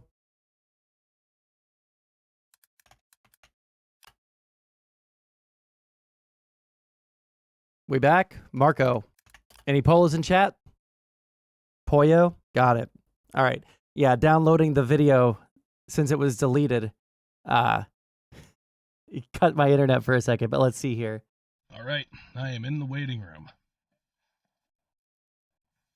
Patiently waiting. No, I did not download the new EFT. Oh yeah, if there are videos that you want to be able to see going into the future, especially especially in this space, especially if it's embarrassing, you got to download it. You should download it immediately. I know I have some, okay? I know I have some downloaded. But people ask for things to get taken down all the fucking time. I beat my meat twice a day. Hey, bro, I'm proud of you. You're about to be ultra flaccid after watching this. All right, I am in the waiting room. Patiently waiting. No, I did not download the new EFT app. How you doing today, Dylan? You're in Poland, right? The Polish-Ukrainian border. How's that going? It's going. Just drinking straight out of the bottle, chasing it with a gallon of water, guys. I've explained. Yap about politics like once or twice a week. Oh, why'd you delete that message? And he just beat his meat, dude. Yeah, basically, I used to watch Hippy Dippy quite more. Sorry, I was taking a sip of whiskey. Fuck, what's the word I'm looking for here? Tribalism? The age of new discourse on the internet. I don't think Twitch is a platform since of the day on economics. You find this to be Chad? Jesus Christ. Articles all the time. I mean, there would be the most serious in the world issues in the world: famine, rape, war. Right off the bat, that nobody who you're about to listen to as experts feel is more responsible. Well, of course I would. I'm the one who runs it, right? Listen, he's a motherfucking tank, dude. Consider myself a wrestling aficionado. I'm the drinking bottom shelf fucking whiskey out the bottle. There in the first place. Waving at the audience. Waving at chat. Wait, hold on. There in the dollars of dollars and thousands of. Can we make that a fucking dono, a dono gif? Hey guys. To get the there in the first place. Fuck. And ultimately, that was the consequence. This guy used to stream a whole bunch. I don't know what the fuck he's doing now. I guess his current meme is just to, be part of the pedophile defense force. But he used to ask me all the time to buy like all this expensive racing video game gear, and do racing games with him. And it's like, while it sounds kind of cool for like one time, I'm never going to play that game more than once, right? And I'm not going to like sit here and play games with you on stream. I suck at playing games with people in general. Like, of his own actions. Desperately asking me all the time. Everybody says what they believe on the show anyway. What you're saying. Beer Bash is not a pretty cool guy. He is a piece of shit, or at least he was a piece of shit to me, like majorly. I can't even remember exactly what it was, but it was so incomprehensible because I had tried to be so nice to him for so long, like overly nice to someone who is essentially stalking me. No, I shouldn't be that hyperbolic. He wasn't stalking me, but he was being like aggressively trying to be my friend, and I just am not good at maintaining online friendships. So isn't it hot as hell in my room for some reason? What brand of whiskey are you drinking? It's Black Velvet. I'm cheap. Gotcha. I don't think I've really produced anything like tremendous. I think that I've taken enough to engage with on their panel. Like I put red lines in the sand, and we have declined to put on the Hippy Dippy Roundtable. Good. There are other people that God, he's we just have going at it, have dude. Ultimately denied chips, which I thought someone would try to do it because I know Hans. It's not over yet either. We still got 10 more seconds of this cut. But the yeah. And what's this edit? It's just every time he took a sip of whiskey. When it comes to like giving me platforms with his audience, and Okay, there we go. All right, segment over. I don't have anything else to say on this. They're just people without any actual values, any actual, standards. They'll defend their friends no matter what. They're pieces of shit. Oh yeah, wait, that's right. SDA does. You have permissions to jump in. Or I'll drag you in. Whatever. You have permissions to jump in. Yeah, I just figured I'd wait in there and give you your space. Gotcha. What's up, buddy? So I'll start this out by saying L pedophilia. Yeah. Being attracted to minors, not the best thing. Good. But the short and sweet version of the objectively correct position here is everybody is focusing way too much on debating like how old they actually are or what their depiction looks like or the varying degrees of severity. But in reality, it's all the digital depictions of minors, right? Regardless of how you kind of cut the cake.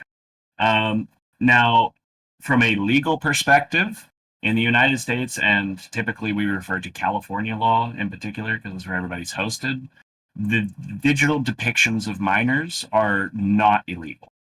They are protected under free speech, and there's a lot of really interesting stuff surrounding that, but it's really not that important. Just as it stands, it's not illegal. And I think that's a good thing. I do not believe that it is worth the amount of resources and effort to ban and restrict this content at the federal or maybe even state level, because it would detract from actual enforcement against CEM material and other kind of child exploitation. Yeah, I don't have much of an opinion on the legality of it because I just don't know what the implications of making it illegal are.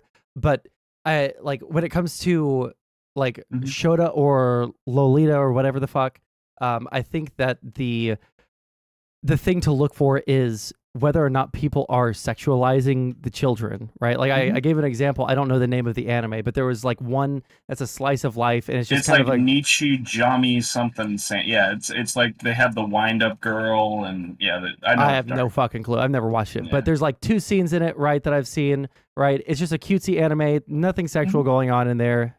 The other one is like Doki goats Doki Literature Club. Is like isn't that a video game?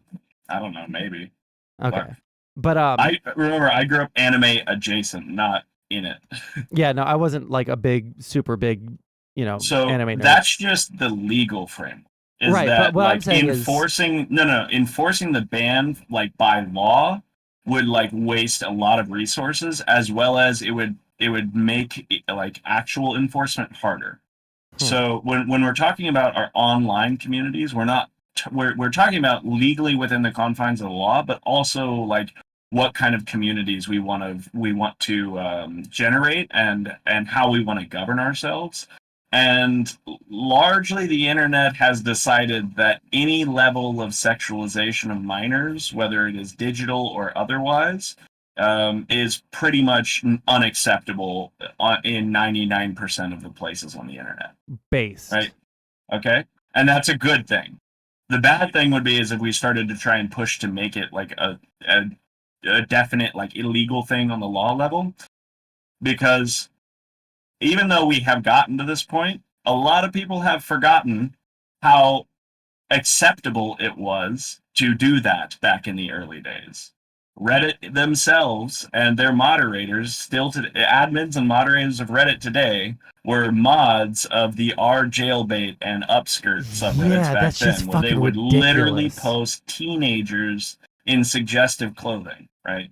4chan used to also tolerate some level of posting of non-nude underage people in suggestive ways. It was very clear and apparent that was way too far, and it only lasted for so and so long, and we are so glad it did, because it was very clear and evident that was a clear and direct route to further child exploitation. And they banned it from Reddit, they banned it from 4chan, they shoved them all off their website, they started cooperating with the FBI, they realized like this is a horribly dangerous thing because CEM material are the bionuclear chemical weapons of the internet. You don't want to know about them, you don't want to hear about them, you don't want them anywhere near you. Right? Right. If even 4chan and Reddit mods are like, okay, well, this is too far. We've gone, all this like weird shit is a bit too far.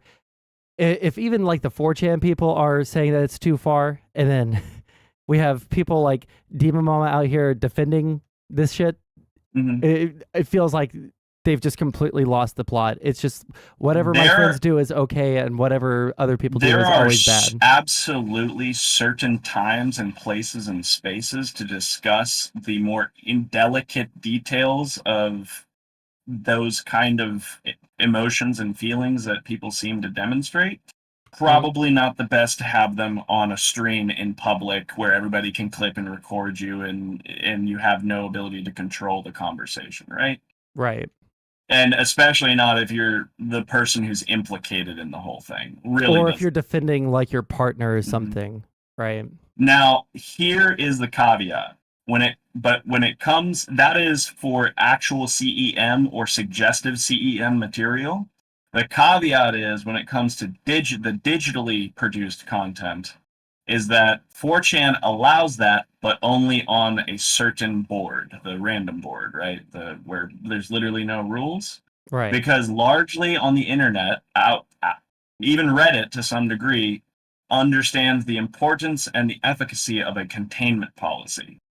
If we ban it outright in totality, they're going to find ways to disseminate it anyway. So we would rather create a little space where we know where it is and where they can hang out and where they can do all their retarded pedophilic shit, whatever, however you feel about it, right? And you know to avoid it, right? I mean, I'm glad that it's relegated to certain parts of, certain websites. That's just specifically 4chan, right? Yeah. They're like, okay, we're an overwhelmingly anime-based forum. We have a lot of this kind of culture. We're just going to give them their tiny little place where they have to compete with everybody else posting gore and scat and all the other horrible shit, right? We're throwing them into the washing machine is the more the concept. Yeah. It's similar to what they do with the Nazis it. on politically incorrect, right? Yeah. This is basically how I look at it. I think that if you are the kind of person that likes Lolita in a sexual sense, there's probably some like underlying issue with like I don't have the language for it. I'm sure there are like psychological like words for this. The suggestion usually is that they were a victim themselves of some level of abuse or neglect. Right. Yeah. Well, more what I was speaking to is like there's some sort of like sexual dysfunction, but that makes it sound sourced from so wherever the source is from, right? And to be like bragging about that, actively like endorsing it, and to be telling people, I love little Shota boy dicks or whatever the fuck. Now we're at a point where okay, you're not even like hiding that shit.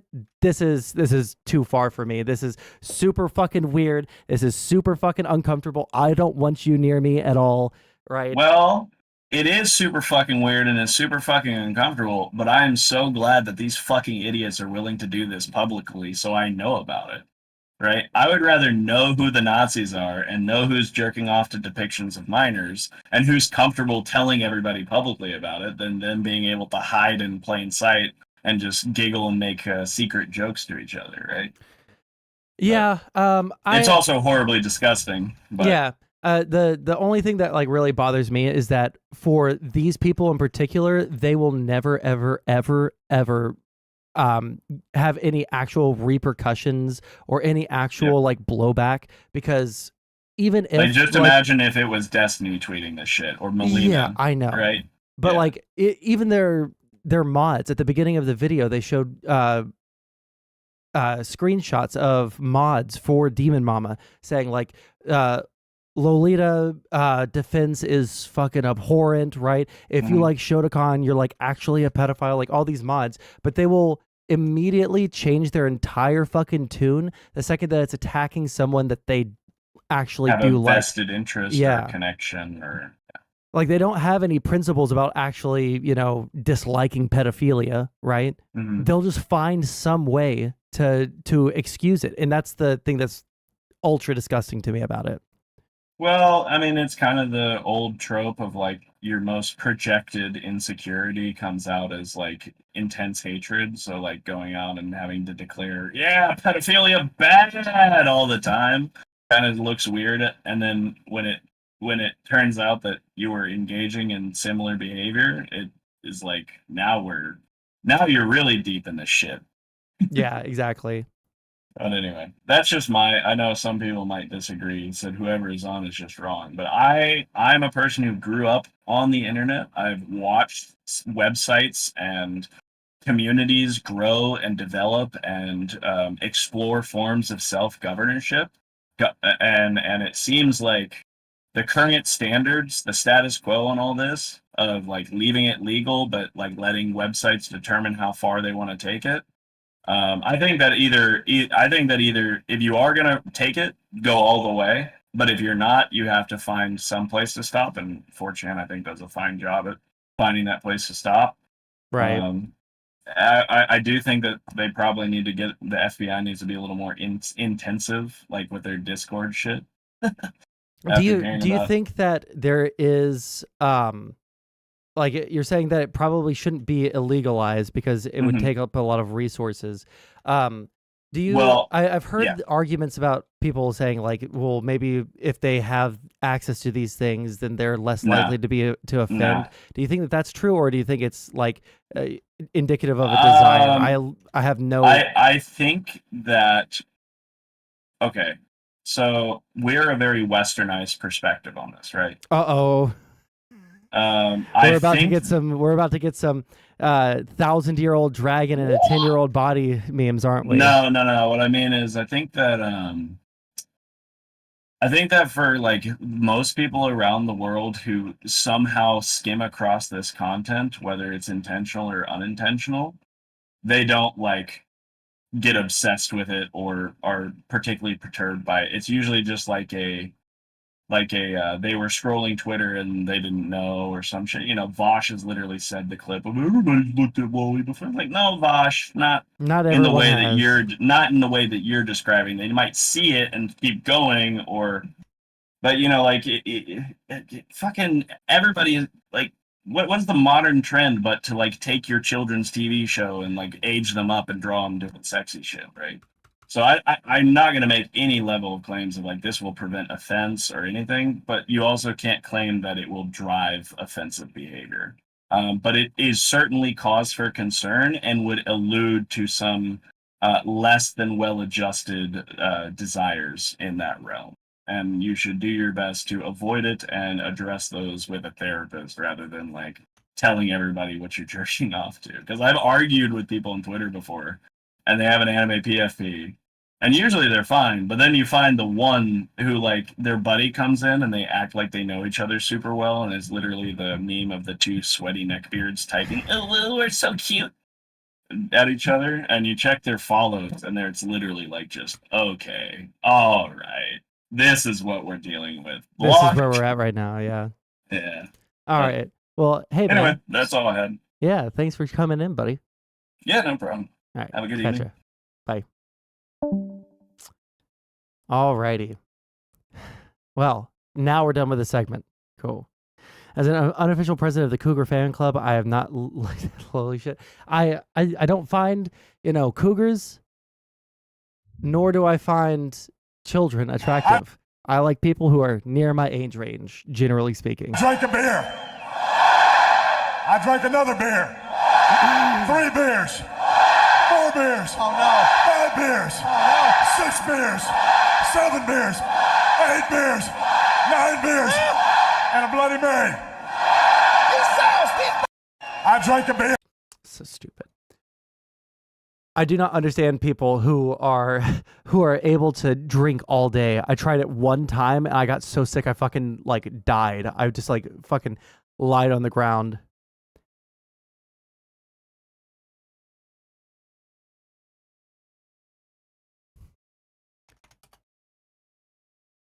Okay, light beer isn't beer. I don't like beer that much either. Okay, what was the next thing we were gonna watch? Oh, I kind of wanted to watch what I really wanted to do, if I'm completely honest, I wanted to watch Loner Box debate Hassan, but Hassan ducked. Let me see what some of these videos in the content suggestions are. Oh yeah, by the way, if you guys are on YouTube and this is your first time watching my stream, Now is a good time to ask me any questions before we start another segment, okay? There's a good time to for chat engagement and for you guys to like the stream so it bumps up in the algorithm, all right? I stream fairly often. So if you guys want to see these things, join the Discord, right? I think that why is Twitch racist against me? Because I'm just too based. I'm pretty sure in the description of the stream there should be a link to the Discord. Let me make sure that that's the case. Let me pause. Don't want to hear myself. Hate my fucking voice. Yeah, look at that right there. There's a link to the Discord right there. If you want to join the Discord, engage with some of the people in there. There's been a lot of talking in there the past couple of days. But you can also, especially if you're on YouTube, you can link me stuff in the content suggestions because unfortunately I do not know how to make it to where I can let you guys in chat post links on YouTube. So see the Dave Rubin clip. Let's see. How long is the Dave Rubin clip? Oh, it's only 4 minutes long. Okay, and let's see what this is really quick. Nikki Haley, every person on social media should be verified by their name because of national security. Okay. When I get into office, the first thing we have to do, social media accounts, social media companies, they have to show America their algorithms. Let us see why they're pushing what they're pushing. The second thing is every person on social media should be verified by their name. That's, first of all, it's a national security threat. When you do that, all of a sudden people have to stand by what they say, and it gets rid of the Russian bots, the Iranian bots, and the Chinese bots. And then you're going to get some civility when people know their name is next to what they say. Accountability. And they know their pastor and their family. Kind of fucking true though. Okay, let's not lie about it. Let's not lie about it. Everyone would be a lot more careful with the way that they fucking interact with each other on the internet if their name was right next to it. I don't agree with it. I don't think we should do it. But people would be a lot more honest. People would be a lot more careful about how they engage. Going to get some civility when people know their name is next to what they say. Accountability. And they know their pastor and their family members going to see it. It's going to help our kids and it's going to help our country. When I get into office, the first thing we have to do. You're not going to get civility out of me if those two connect. Listen, I will talk to people IRL the same way I talk to them online about politics. Okay. There is not a single function I've been to in the past, I want to say since 2020, that someone doesn't pull me into a conversation about politics because I do politics on the internet. It's the fucking worst. Okay. The first part is based. We definitely need social media companies to make their algorithms public. I don't know enough about any of this shit to say anything. Okay, to say anything on that. I don't know anything about algorithms or whether they should be made public or not. Yeah, that's so far outside of the anything that I could possibly pretend to know anything about. Really quick, what the fuck is going on in my Discord right now?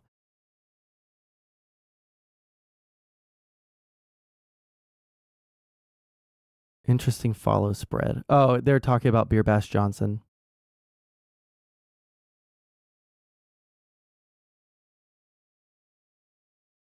What?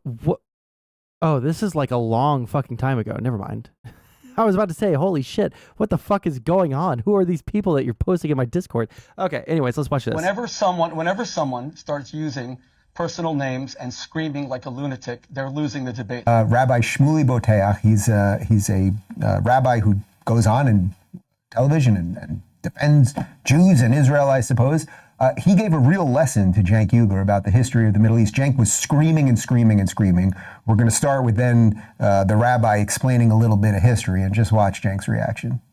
I've spent my life debating people. Whenever someone starts using personal names and screaming like a lunatic, they're losing the debate. Let me remain factual. You're the one First who of all, made up things. The Palestinians The Palestinians were offered a state in 1936 in the Peel Commission. They rejected it. They were offered a state in 1947, the UN Partition Plan. They rejected it. They were offered a state in 1967 after Israel conquered Judea and Samaria and the West Bank. They rejected it. They were offered a state in 2000, Yasser Arafat, Ehud Barak. They rejected it. They were offered a state with Ehud Olmert 2008. They rejected it.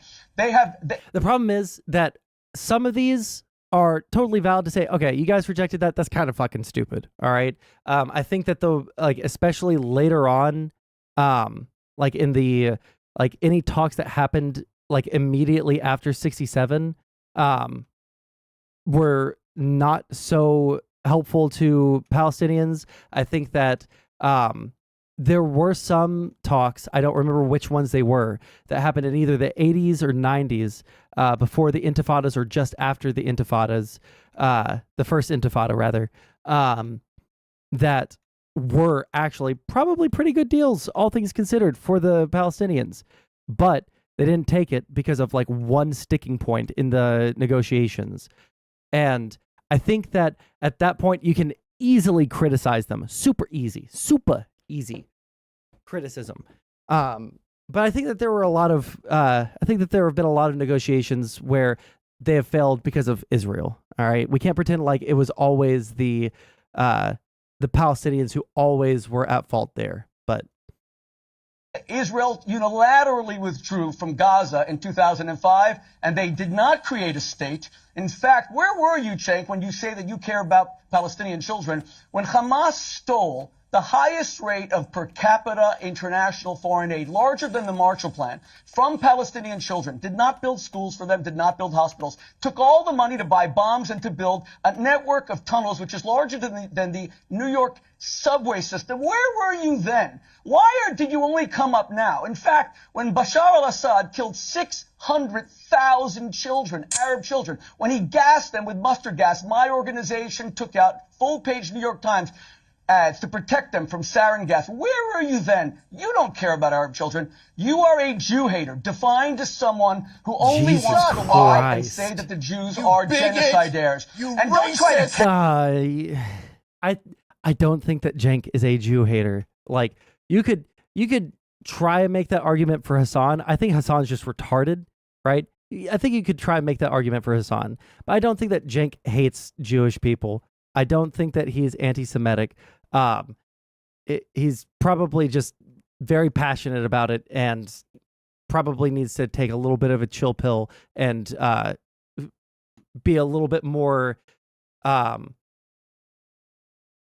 discerning in the media that he consumes. Because if you only look at one side of the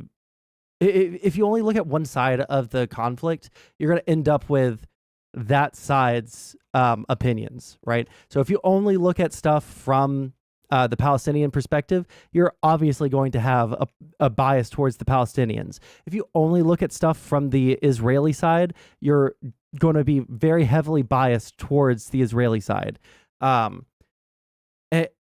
It's about like the majority of the content that you take in, because if you have a little bit of both, but you're like leaning to one side, you're probably still going to lean towards that side. I think that the only two people right now off the top of my head that I know who have been talking about this on a regular basis, that have good takes that are measured by understanding both sides of the issue in depth, would be Destiny and Lonerbox. And I would say Lonerbox probably has I would say, as far as I know, Lonerbox has a stronger understanding of the conflict in totality than Destiny does, just because he's talked about it so much more and so much longer. But like, those are probably good people to go to. Destiny's going to be a little bit more skewed towards the Israeli side. Lonerbox is going to be more skewed towards the Palestinian side.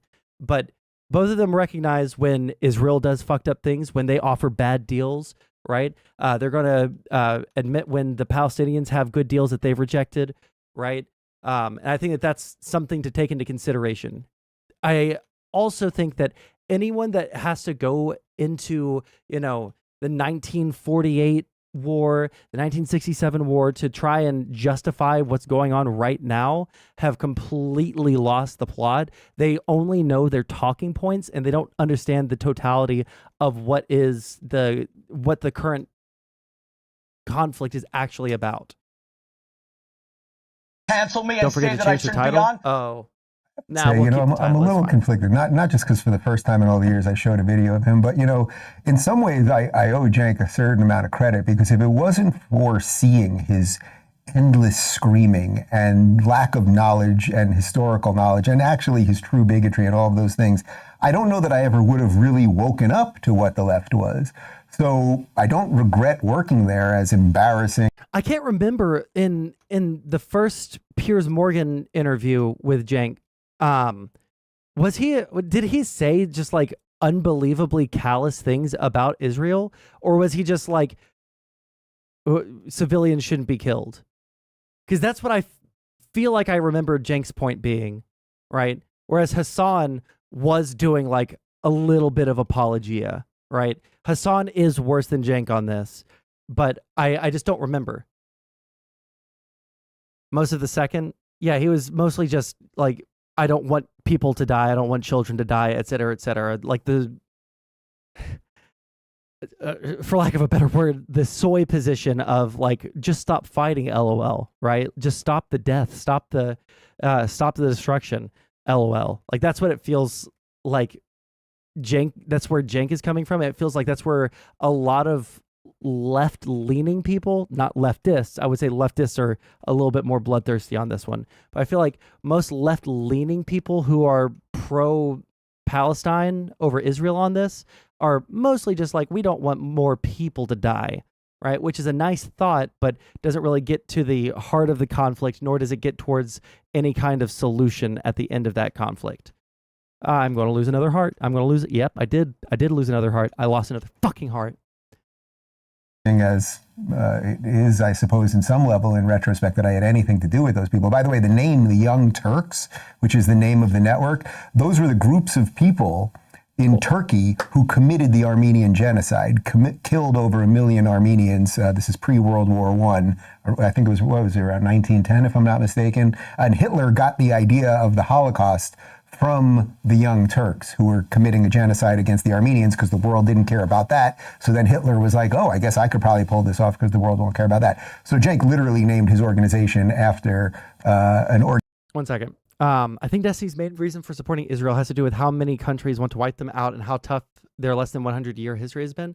Well, I can't really speak to Destiny's point on this because of all of the Destiny videos that I've watched on this, it feels like everyone else is talking and he's not. He's just kind of listening to other people argue, while offering a couple of like little asides here and there or questions, probing questions. But I think that the reason to support Israel on this, right? Now, again, with caveats, with massive caveats, like obviously you shouldn't be indiscriminately bombing everyone. I think that the way that they were initially cutting off all water and food access, like whatsoever, was absolutely abhorrent, completely condemnable, not any defense of it really in my mind. But like insofar as the way forward is to get rid of Hamas and then try and find some solution past that, feels like that's the way to look at this. Hey, Kurt, what's up, buddy? What's up? Okay. Well, I was gonna pick up the cat and show him to you, but he's being a bitch. Dave is doing the Netanyahu Holocaust revisionism. Arabs gave Hitler the idea of the Holocaust. Yeah, I don't know enough about it. I don't know enough about the Armenian genocide to speak on it. Also, the key issue is that he thinks one-state solution would end up causing problems for Jewish people who are still hated by the people they would be sharing a country with. Well, yeah, obviously. I think that a two-state solution has got to be the only way forward. I don't think that without some very, very, very, very long-term like healing going on, like racial healing in the way that we kind of attempted to do in the United States where we forced people to be in the same spaces, like force them to be in the same classrooms, force them to be in the same restaurants, force them to be on the like bus together. Black people weren't relegated to just being in the back. Like eventually that kind of like healed tensions significantly until kind of recently. I don't know what that would look like for two groups of people who were like actively killing each other en masse. I just don't know how that would look. Right? So I don't know what happens after Hamas is gone, but there's probably going to be some, hopefully, short-term occupation, and then Israel reinstating like the Palestinian Authority or something like that, or letting what was the other, not the Palestinian, the PLO maybe, like someone else there that isn't as terroristic as Hamas, right? It will probably split into new and fresh enemies, right? But it's better to have divided enemies than one united one, right? Two-state solution is the best solution. Realistically, long-term, the only solution Israel will be happy with is a single Israeli state with most of the Palestinians kicked out of the area. Well, Vigilante, if you want to talk about this probably tomorrow, because I don't know how much time I have left to stream, we can talk about this, but I don't think that calling Israel an ethno-state is valid. I also don't think that when you look at the language of the like spokespeople for Israel, they're mostly saying like this isn't the people of Palestine, it's Hamas. Now their actions are a little bit different, but if we're talking about the effect of their statements on the general public, I would say that, and from my personal interactions with people who are Israeli in that I know personally, it seems like the general feeling is like Palestinians didn't choose this. It's their horrible, horrible terroristic leaders, right? I think there could be a path towards, reconciliation a little bit, but like, I do think that a two-state solution is a thing. I just don't think that they would be, the only thing that will make them happy is kicking out every single Palestinian ever. Organization that was for a genocide, that committed a genocide, which, if I'm not mistaken, he still denies. And then, of course, he calls the rabbi a racist and a bigot and the rest of it. But everything, and I would welcome you to fact check it, everything that the rabbi said there was true, that the 1936 Peel Commission, by the way, you could watch my interview with RFK. He goes into all the history, too. 1947, partition plan, 67 after that war, 2000, 2008. There were so many times that the Palestinians could have had a state. It would have been the first time they had a state because there's never been a Palestinian state. The only people to ever offer the Palestinians a state are the Israelis. These are the facts. And that's why they can be laid out calmly and cleanly without. Like, this is like actually too far in the pro-Zionist, pro-Israel direction for me. Like, yeah. Oh no, I came in at a wild time. Uh-oh, what did I say? That was bad. Okay. Let's see. What else do we have in our content suggestions?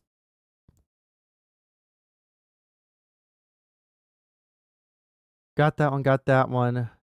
Didn't care about that one. With urgent need for more aid to reach. Pause.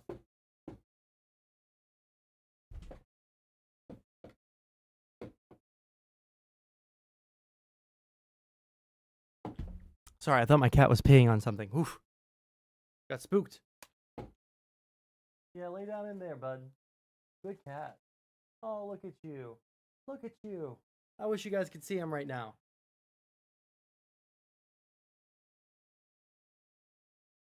One second. I'm going to pet my cat for a second. Oh, okay. Well, just run from me then. All right, bitch. I don't care. I don't give a fuck. It's fine. Doesn't hurt my feelings. All right.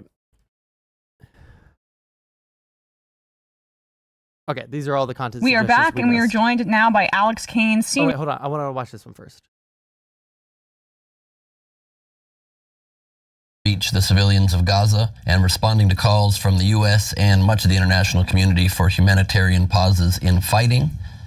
Israel announced Thursday it will Oh no, Fonsar deleting tweets? No shit. Has Fawn said anything on Twitter about it?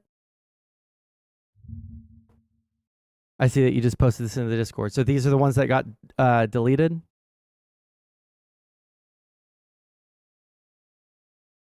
Random character designs that came into my head written down, and one seems to be the description of Shota hentai.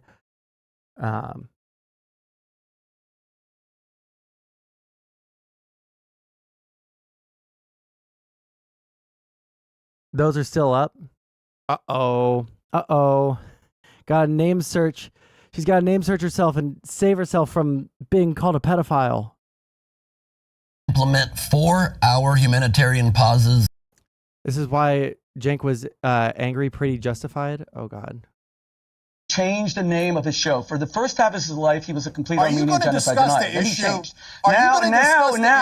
Now he is a Holocaust denier because he is saying that the Jews are engaged in a genocide of the Palestinians. Changed the name of his show. For the first half of his life, he was a complete Armenian genocide denier. Okay, that's pretty fucking stupid. Again, like when you hear the like ultimate like Israeli like pro-Zionist defenders going off, like it is 100% just as unhinged sounding as the shit that the Hamas defenders say. It's fucking crazy. Daily in the northern Gaza Strip. The Israel Defense Forces said there will be, quote, tactical local pauses for humanitarian aid for Gazan civilians. Here's a clip. The White House says Israel will establish 4-hour humanitarian pauses each day in Gaza so more people can escape the fighting, but not a full ceasefire. Tens of thousands of Palestinians have fled to the southern part of Gaza in recent days as Israel carries out its ground and air offensive. Raising hopes of a hostage breakthrough, two officials with knowledge of the visit tell NBC News that both the CIA director and the director of Israel's intelligence agency Mossad were in Qatar today to work through details of a potential hostage release. Mr. President, this morning, Israel's president told NBC's Ralph Sanchez there's no substantial offer from Hamas to release hostages, even while Israel says it will allow more aid into Gaza. We agreed also on major upgrade of the humanitarian aid to Gaza. And according to U.S. National Security Council spokesman John Kirby, some more detail. Kirby announced to reporters that the 4-hour humanitarian pauses will be implemented in northern Gaza beginning Thursday. Yesterday, the Israelis have informed the U.S. there will be no... By the way, that is a good thing. Just so you guys know, the 4-hour humanitarian pauses is something that I support. I hadn't heard that suggestion before they had announced it. Because the biggest thing is to try your best to kill as many Hamas people as possible to actually like destroy their entire, command structure, whatever the fuck is going on, right? Try and do targeted strikes like that and kill as many of them as possible while minimizing civilian casualties. And also not restricting all civilians from getting food and water, right? Seems like the food and water situation is in the process of being fixed. The 4-hour humanitarian strike, or not humanitarian strikes, humanitarian pauses are a good alternative to what I had heard before that I thought was a good alternative to just like a flat out ground invasion, which was to go in, achieve one objective, pull out. Go in, achieve one objective, pull out, right? Which is something that the United States had suggested to Israel, right? When we were telling them, hey, listen, we've dealt with this before in Afghanistan. You're not going to be able to kill every single fucking member of Hamas, right? So you're going to have to, you're going to have to deal with that. So you're going to have to do it like this because learn from our mistakes, go in, achieve an objective, pull out. And this is probably the closest that they could get Israel to move towards that direction, were those 4-hour humanitarian pauses. military operations in those areas for the duration of the pauses, and the timing of them will be announced 3 hours before the pause begins each day, Kirby said. An Israeli official also confirmed the 4-hour daily pauses, saying the reprieves are meant to allow people to move to the south of Gaza and obtain food and medicine, which of course is very much needed over there right now. Kirby would not speak to the details in terms of physical parameters of the pauses or how many days there would be pauses, but this also comes with the addition of a second humanitarian corridor, this time along the sea, to allow for the safe passage of many more civilians. That said, Israel has made clear there will be no full ceasefire at this time. Quote, the fighting continues. Also, just to reiterate my point that I've made a million times, right? A ceasefire right now only benefits Hamas. It does not benefit the people of Palestine, because Hamas is already like being caught on video. They've been caught all over the place, not letting people leave not letting people leave northern Gaza. They lied to people and said that Israel wasn't actually going to come in. They physically, I think they physically like harmed people who they caught trying to leave recently. Like they're not letting people leave the part of the city that they're in. Why? Because they fucking love having human shields, right? So if there was a ceasefire, what would happen? Well, very few people would be able to leave because of Hamas, first off. Second off, the fact that there's a ceasefire means that Hamas is going to just go around, fortify their positions, move shit around with the tunnel network that they have. It's just a bad idea, right? To do a ceasefire, because the only people that gain from it are Hamas. And there will be no ceasefire without the release of our hostages. Israel is allowing safe passage through humanitarian corridors from the northern Gaza Strip to the south, which 50,000 Gazans utilized just yesterday. We once again call on the civilian population of Gaza to evacuate to the south. That's a statement from the Israeli Prime Minister Benjamin Netanyahu's office. President Biden also chiming in, confirming there will not be a full ceasefire. Here's the clip. What are the chances of a Gaza ceasefire? No possibility. There's a lot more detail, including the tie-in of Iran and an increase of hostilities there. But let's first take a break to discuss some of what we just talked about. Cenk. Okay, so there's 3 mentions of humanitarian projects there. So let me distinguish between them because it's really important. Humanitarian corridor, great, fantastic. That's what we want. That's a real development. Please don't bomb it, okay? Because Israel said, hey, move out of the north, go to the south, you'll be safe there. And then they bombed the south. So as long as they're not bombing the humanitarian corridor, great. All right, that's... Hold on. They never said they were never going to bomb the south. Let's be clear on that, right? What they said was, we're going to be doing most of our operation in northern Gaza, right? You guys should move south because this is going to be just a war zone. They never said they weren't going to bomb the south. And if there's a... Fuck, let's see if we can find it super fucking quickly and super easily.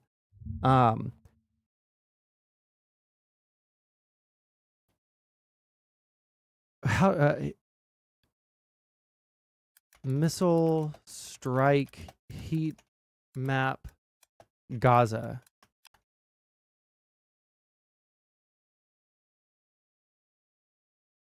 Let's see. That's not what we looked at. Violent clashes, not what we want.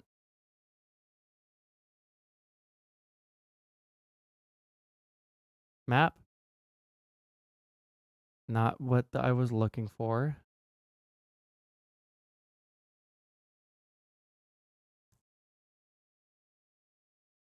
Oh, wait, hold on. Are these all the areas? Okay. These are the areas that have received missile strikes.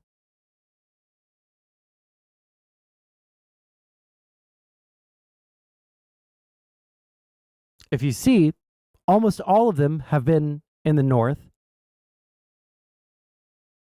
Will you scroll back further down? And then a lot more targeted strikes in the south. I think that there's only been one strike anywhere that I would say is completely unjustifiable, and that would be one of the refugee camps. But I don't think that there's any defense that you can make for that, as far as I know. Like, even if there is, some senior member at that point, send in the fucking SEAL Team 6, right? Send in SEAL Team 6 for that. Don't fucking fire a missile into a... Imagine screening next to an engine. What does that mean? It's terrific. Second thing, humanitarian pause. I'm split on this. On the one hand, it's baby steps towards maybe one day a ceasefire. So there's an argument to be made that you take any progress over no progress, right? On the other hand, 4-hour humanitarian pause is a lunch break. Like, they got to stop at some point to eat dinner, whatever. Cenk is out of touch. If he thinks that you get a lunch break for 4 hours, you're out of touch, brother. Reload.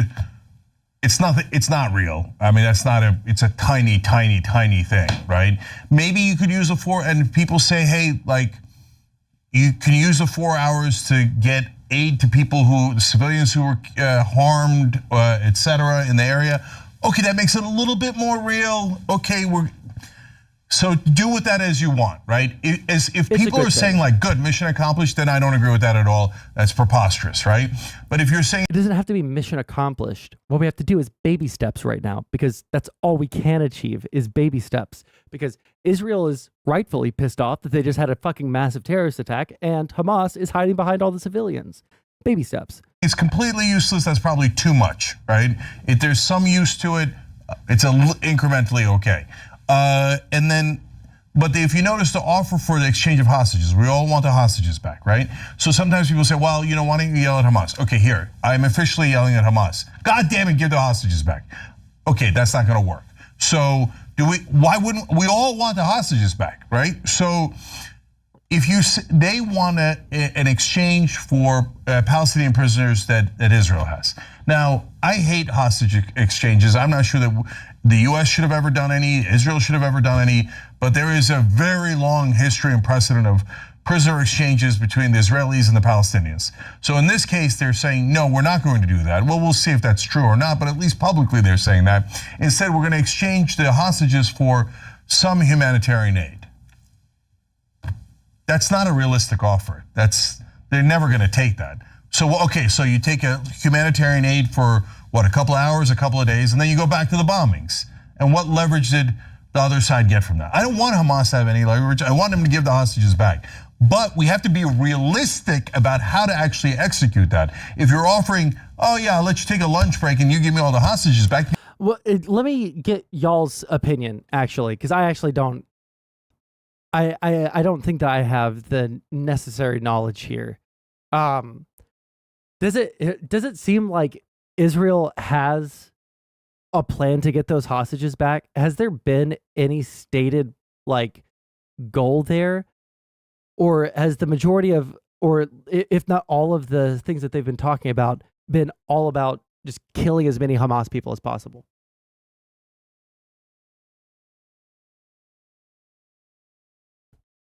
You're not going to get them back.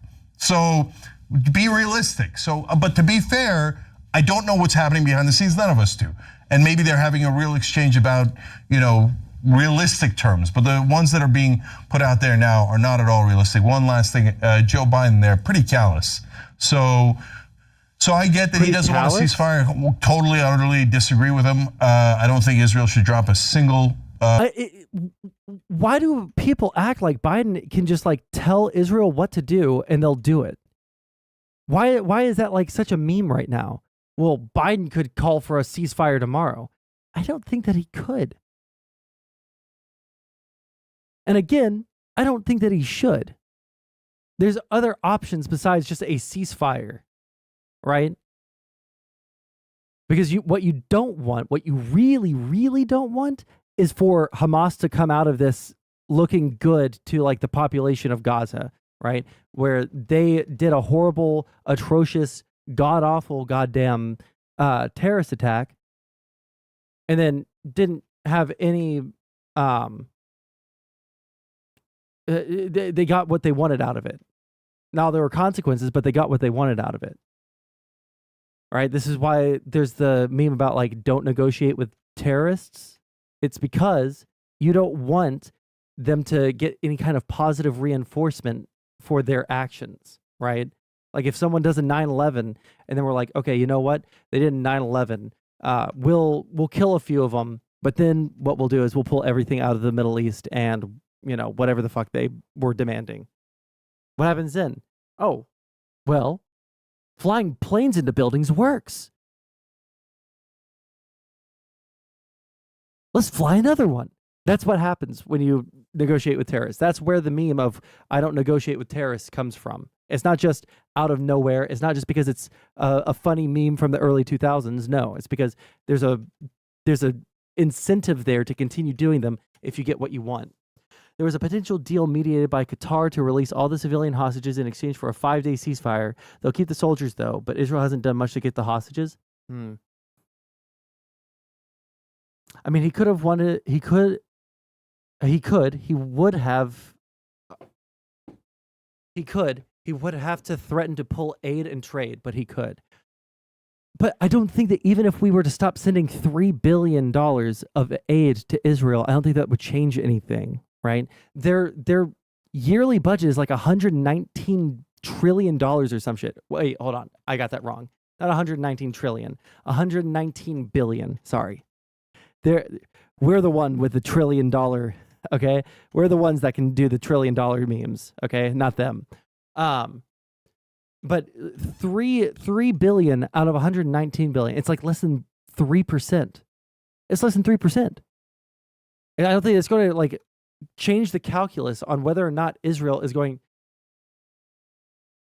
So you think that after Israel gets a massive terrorist attack, that they should be fully sanctioned for responding to that terrorist attack? Like, that's what I'm hearing.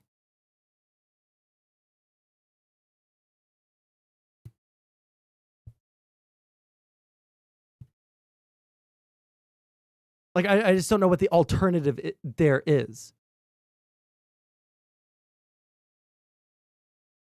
More bomb on Gaza or the West Bank or any of the occupied territories. But they should just give up? No. So we'll talk about that in a second.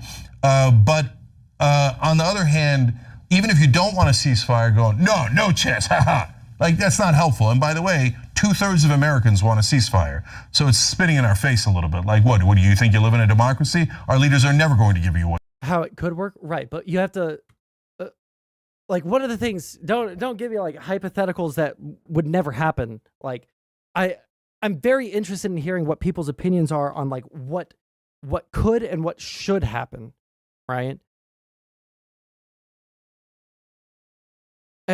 Because otherwise we're just sitting here jerking ourselves off about how we could punish Israel for trying to kill a terrorist cell.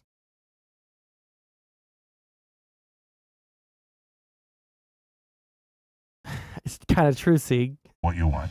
Okay, Mark. It was definitely impolitic, to be polite, for Biden to respond that way. I mean, he could have, especially someone like Biden, could have been more equivocal. Or does this guy not look like who is the guy from Men in Black 1 bad guy? Who is the bad guy? He's kind of got this vibe going on, does he not? Or am I just a piece of shit? Just a little bit? Just a little bit? Or vague or something. It was, I thought it was an interesting response from that standpoint. I will take the incremental gain that's associated with the 4 hours. I think, and, you know, on a lot of things, we have to begin to take incremental progress. And increment after increment, you have real progress. Please don't misunderstand me. Much of what Cenk said may be true when it comes to, you know, what you can really get done in a 4-hour daily break. But 4 hours isn't 1 hour. 4 hours is something. So again, not to obsess on it, but I also wouldn't put it down completely. You wanted some kind of concession on the part of the Israelis. They've offered that. Cenk's notion of trading hostages is a fascinating one, intriguing one.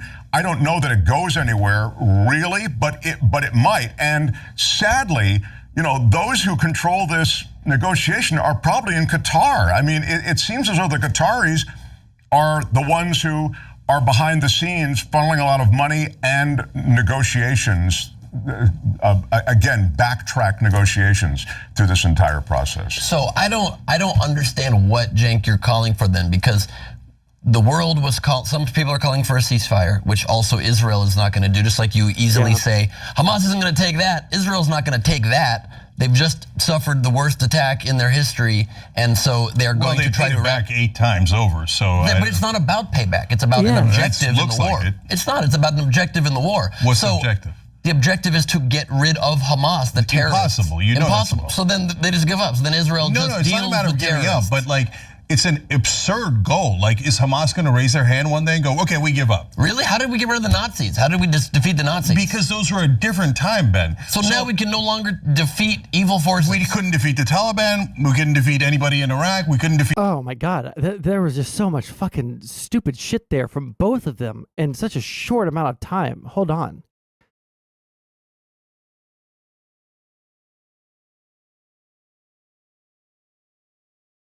The terrorists. Impossible. Impossible. So then their history is not going to do, just like you easily say, Hamas isn't going to take that, Israel's not going to take that. This is true. They've just suffered the worst attack in their history, and so they're going to try to back 8 times over. So, but it's not about payback.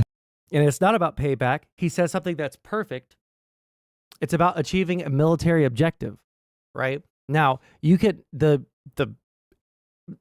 based criticism here from Cenk could be the military objective is too vague, right? Which is kind of what he's getting at with the you can't destroy Hamas, right? We tried for a long time with the Taliban.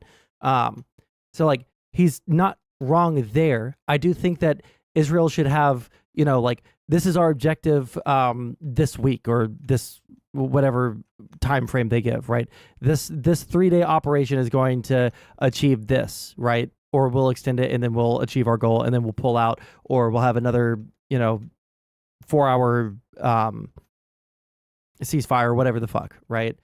So they should be way more clear with their objectives, right? And have set way more achievable objectives, right? But that's different from just saying they want payback, right? We want to kill as many civilians as possible, which is not what they want to do, right? I do think that while very hard to try and give people a reasonable warning when it comes to leaving Gaza and, giving them, an opportunity to get the fuck out of northern Gaza. I would agree with that, especially the way that they did it very, very early on, right? But I feel like we did not try to destroy the Taliban. What do you think we were doing over in Afghanistan? Yeah, were we just vibing over in Afghanistan? What? And yeah, it's not about payback to just kill as many, find a source that shows that they're trying to kill as many civilians as possible, right? Which is what the implication is when they talk about payback, right? I don't think Israel was like, oh, we're just going to kill, 10,000 Palestinians because they killed 1,400 Israelis. No, I don't think that that's the case, right? I think what the case is they tried to give the warnings as best as they could. Granted, there's not very much you can really do. There's not really much you can really do. You can drop pamphlets, you can try and give people warnings, but if Hamas is very committed to this whole idea of having people be martyrs, which they are, and using them as human shields, which they do, right? And then forcing people to stay in northern Gaza, which we have documentation that shows that they've done that, right? It's kind of hard to move all those people. All it is at this point, look at each individual strike or some collection of strikes and saying, were these valid military targets? Number one, was the fact that it was a military target enough of a reason to bomb this, right? So let's say if it has one grenade in the basement of a apartment building, right? It's a stockpile of weapons. It's one grenade, right? Is that justification enough to, take down the whole building? Probably not, especially if there's a bunch of people in there. But if there's a bunch of people in there, you've given everyone warnings to leave. They have a stockpile of missiles in there that they're, using to shoot at Israel. Now the international protection for that building is gone. And Hamas stripped that building of the protection from the international courts. It was an attempt at nation building. I think that it became that at Sondsol.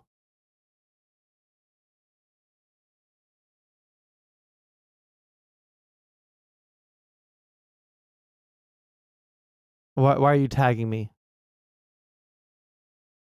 Oh, check DMs? Okay, got you.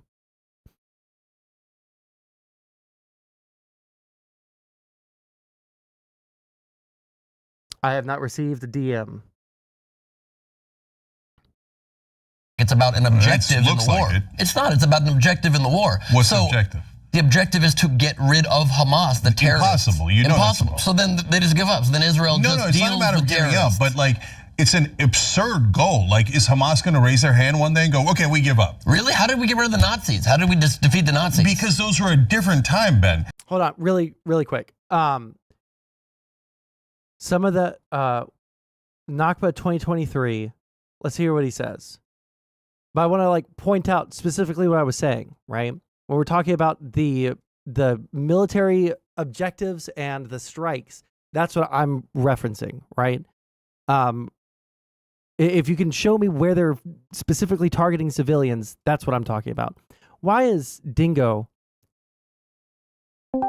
You have 1 minute. What on earth is happening? Listen, you have 1 minute.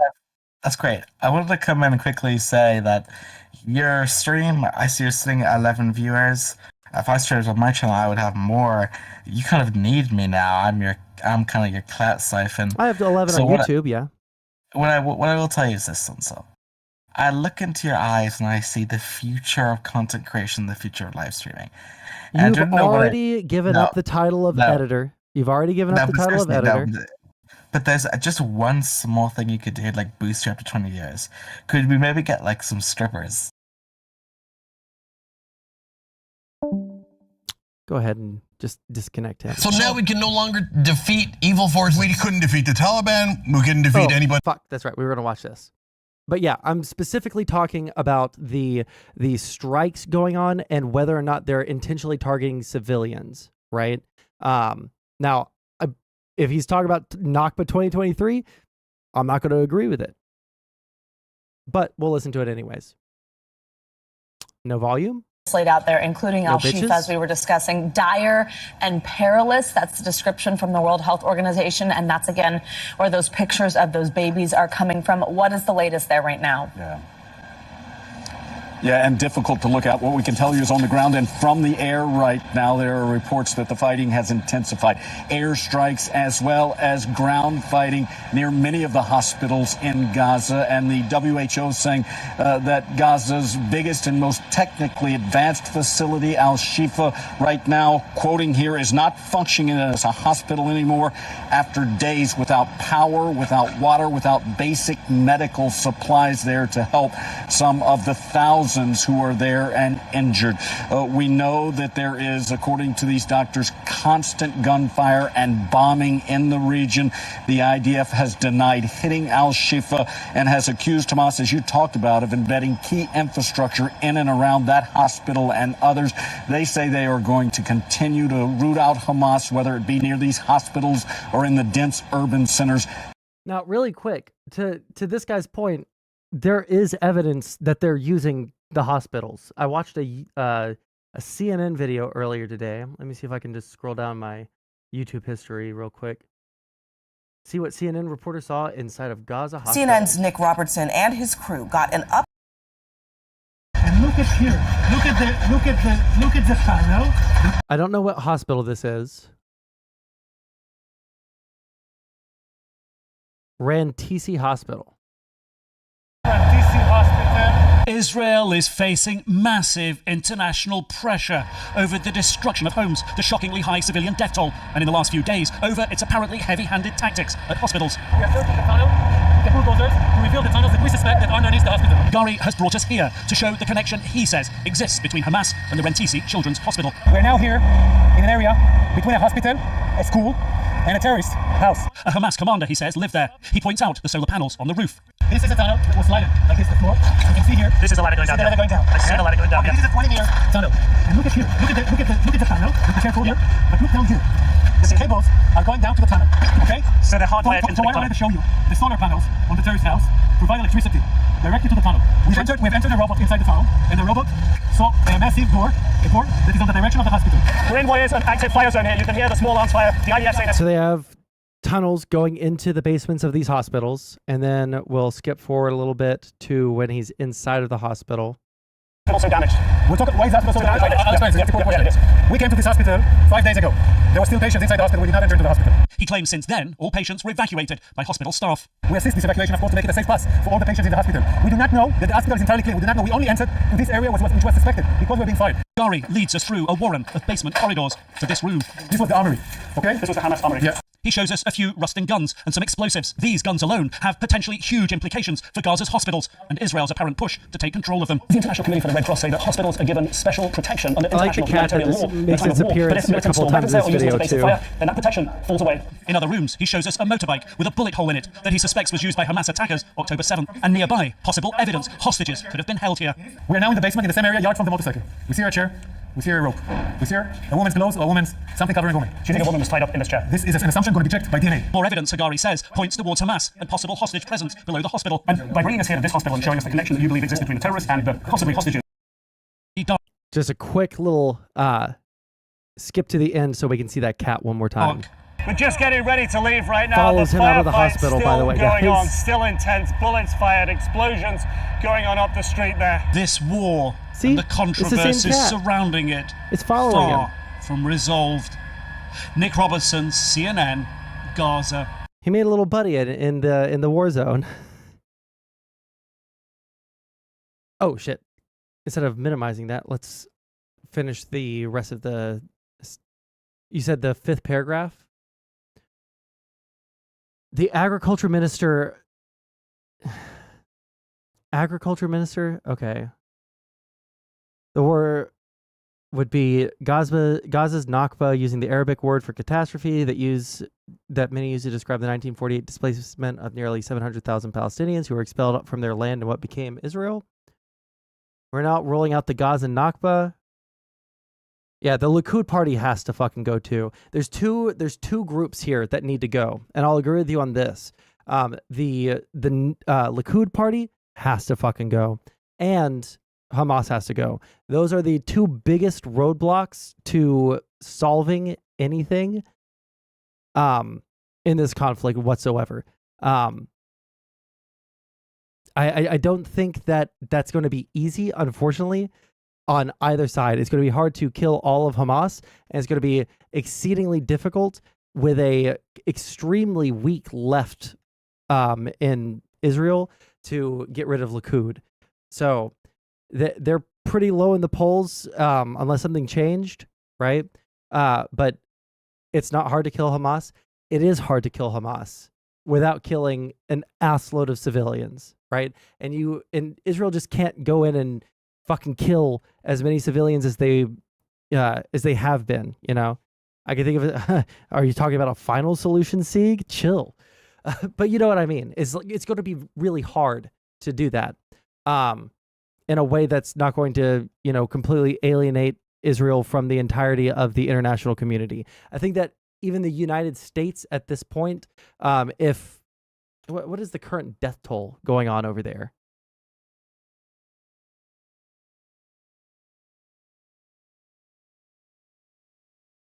Let's see.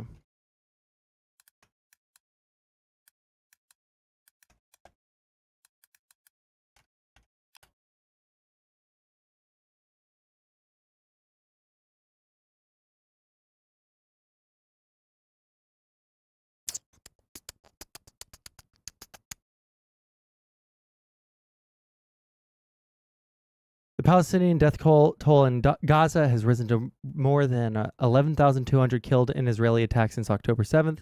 Well, at least it's slowed down significantly. I know that sounds extremely callous, but like, holy shit, the rate of them killing people in the first like couple of days of their actual response back was really bad, like 4,000 in one day or some shit like that. Now, I don't know if that was casualties or if that was deaths, because casualties means both deaths and injuries. So I'm mostly going by the death count, because injuries could mean like a laceration on the arm. It could mean, severe handicap. It could mean that they died. So I just go by the death tolls because I don't know what they're counting in their casualty reports. Yeah, it's bad, and we should be trying to pressure Israel to do the least amount of civilian casualties as possible, to slow their roll on some of their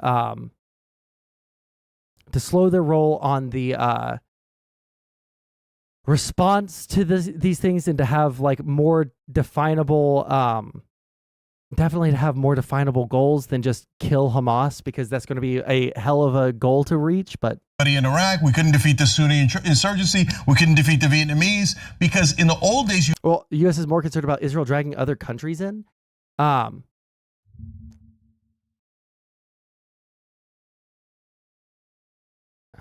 second.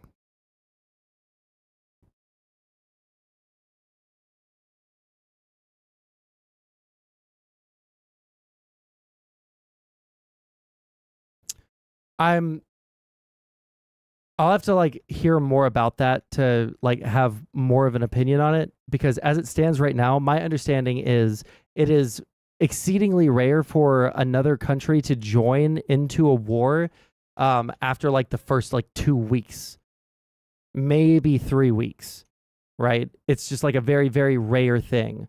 Now, if Israel is exacerbating the situation up in Lebanon, that could severely change that calculus, whether or not there's going to be more combatants in this. But as it stands right now, I'm not like ultra concerned about any of that, just because it feels like it would be pretty difficult for them to join in this late into it, right? But maybe that's just a feeling I have. You defeated people by murdering everyone in their home. So people who say like, hey, how did we beat the Nazis? Yeah, we firebombed Dresden and killed 70% of the civilians. That includes 70% of the babies, the grandmothers, etc. And so in those days, you fought and you killed everyone until they were tired of dying. I don't want to go back to those days. Yeah, but those days, sadly. Well, the thing is, that wasn't even the stated reason for doing any of those actions, right? The stated reason for doing those actions was to destroy the morale of the citizens, and not to directly target the citizens, right? They were always saying that here's a valid military target. So kind of similar in that way, but we were definitely directly targeting civilian casualties. That is not the case going on in Gaza right now. There is no evidence of that whatsoever. And there are lots of third-party international organizations, the UN, right? I don't think that they've spoken to any non-legitimate strikes. What they're saying is that the strikes themselves are disproportionate, meaning that they think that while all of these buildings probably have some military value, striking them is not worth the military objective. Like, you're not really achieving much of an objective by bombing these houses. That's what the complaint is. And to those complaints, I would say, yeah, there's probably a good number of that happening, right? But to say that they're intentionally, directly, and willfully targeting civilians, that is a stretch. You have to like show evidence of that. There have been instances in the past where that has happened, right? Obviously, the March of Return or whatever the fuck, Great March of Return, third-party investigators went in. They looked at everything and said of the 200 or so people that got killed, only one was actually a legitimate target. Very sadly, are not over. That is how war works. You're just saying you're against war. And I agree, I'm against war as well. But that's how war works. Otherwise, what you're saying is that those are the old days. The new days are terrorists can do whatever they like. And then just with impunity, there'll be some payback for a few weeks, and then you get to stay in power. No, so first of all, if war works by us murdering their innocent civilians, I don't want any piece of it. Second of all, it doesn't mean that you can't do anything against a terrorist. We can actually do special forces. We did against ISIS. We did. That's the Anna Kasparian line that we made fun of before. Okay, the idea that you're going to send special forces in to do basically anything of value there is just fucking laughable. It's like, this is Call of Duty brain. Special forces are not going to take care of this problem. I wouldn't even say that necessarily like the bombing campaign is going to take care of the problem. But at the point that you're saying like just send in special forces, not only are you not going to achieve any military objective, you're also just going to lose basically all of your most well-trained men. So Jesus Christ, dude. Against Al-Qaeda. And by the way, all the bombing in Iraq killed hundreds of thousands of civilians, and it did not eradicate the Sunni insurgency or ISIS.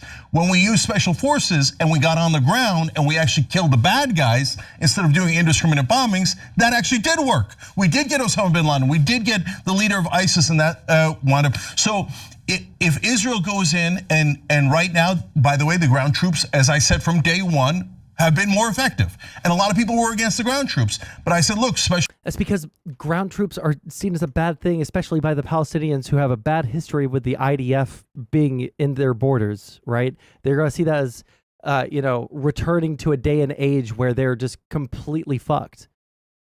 I don't think that that's a good option either. Special forces is necessary. That's how you fight back against people who are trying to kill you. But if you say, hey, I'm just going to bomb, like the reason why I say not one more bomb is because bombing doesn't work. And bombing Iraq created ISIS. It didn't end ISIS, it created ISIS. Yeah. So the more we bomb the Palestinians, the bigger Hamas is going to get. In this day and age, the Viet Cong didn't raise their hand and say, we give up. But neither did none of these groups say we give up. And Hamas is never, ever, ever going to say we give up. So if that's the standard, that means we're just going to keep butchering Palestinian civilians. But by that exact standard, you're acting as though the bombing was just purely, as you seem to think it is, for revenge or retribution. They were bombing these buildings, and while again, I'll say it every time, the innocent loss of life has been horrific, it was not for no reason, and it was not indiscriminately. It was to get rid of strongholds, buildings that they knew had Hamas strongholds in them, so that when they go in with the ground troops that you yourself were suggesting were a better idea and are a better idea, that they aren't a complete suicide mission for the Israeli troops. Also, in the immediate aftermath of October 7th, you said, of course, Israel has to respond and is going to bomb. It's just, you hope that it's not a hugely disproportional number. You said, I hope it's not 10 to 1, 100 to 1. The numbers have been horrible. They've been 5 to 1 or 6 to 1. That's not good, but it's because we're trying to take out a terrorist force that also is a government. And so I do not buy the argument that there is ever going to be a solution where you just say Hamas gets to win. And so I think a much smarter way to approach trying to get what you want. They don't get to win, Ben. They don't get to win. So look, at the end of the day, so look, two last things, and then you got more of the story to tell us. But a smarter part, what I'm saying, a way to do that is to not demonize people that are responding from this horrible terror attack, but instead say, great, thank you for a 4-hour every single day during war humanitarian pause and an extra humanitarian corridor. Actually turn the rhetoric towards something that is more inclusive and more positive and say we are moving towards the right direction, not immediately on day one saying that's not real. Maybe it's a tiny bit real, but it's not real. No, it's a major, significant change in the conditions on the ground. It's Israel going against what it believes its objectives need to be, to listen to the world community, to give opportunities for aid to come in. That's the big source of outcry from all of the groups saying civilians are being killed. So let the civilians out. So they're doing that. Extra humanitarian corridor. They're not letting anybody out. Gaza's a prison. You can't leave because Gaza. Egypt will not open their border. And Hamas won't let them leave northern Gaza. It's ridiculous. If Egypt opens the borders and the Palestinians go to Egypt, Israel's going to close the border and just take Gaza. No way. That's crazy. No way. It's entirely no how. up to Egypt to keep that border open or not. But certainly it's not going to open the border into their own country. No, Israel and Egypt have an alliance, and that's why. Look, so we have massive disagreements. So when at one point they had about 8,000 civilians. Open or not, but certainly it's not going to open the border into their own country. No, Israel and Egypt have an alliance, and that's why. Look, so we have massive disagreements. So when at one point they had about 8,000 civilians killed and 13 Hamas members killed. No, they weren't trying to bomb Hamas. They were doing indiscriminate bombings. 13 Hamas members killed. Where are you getting that number?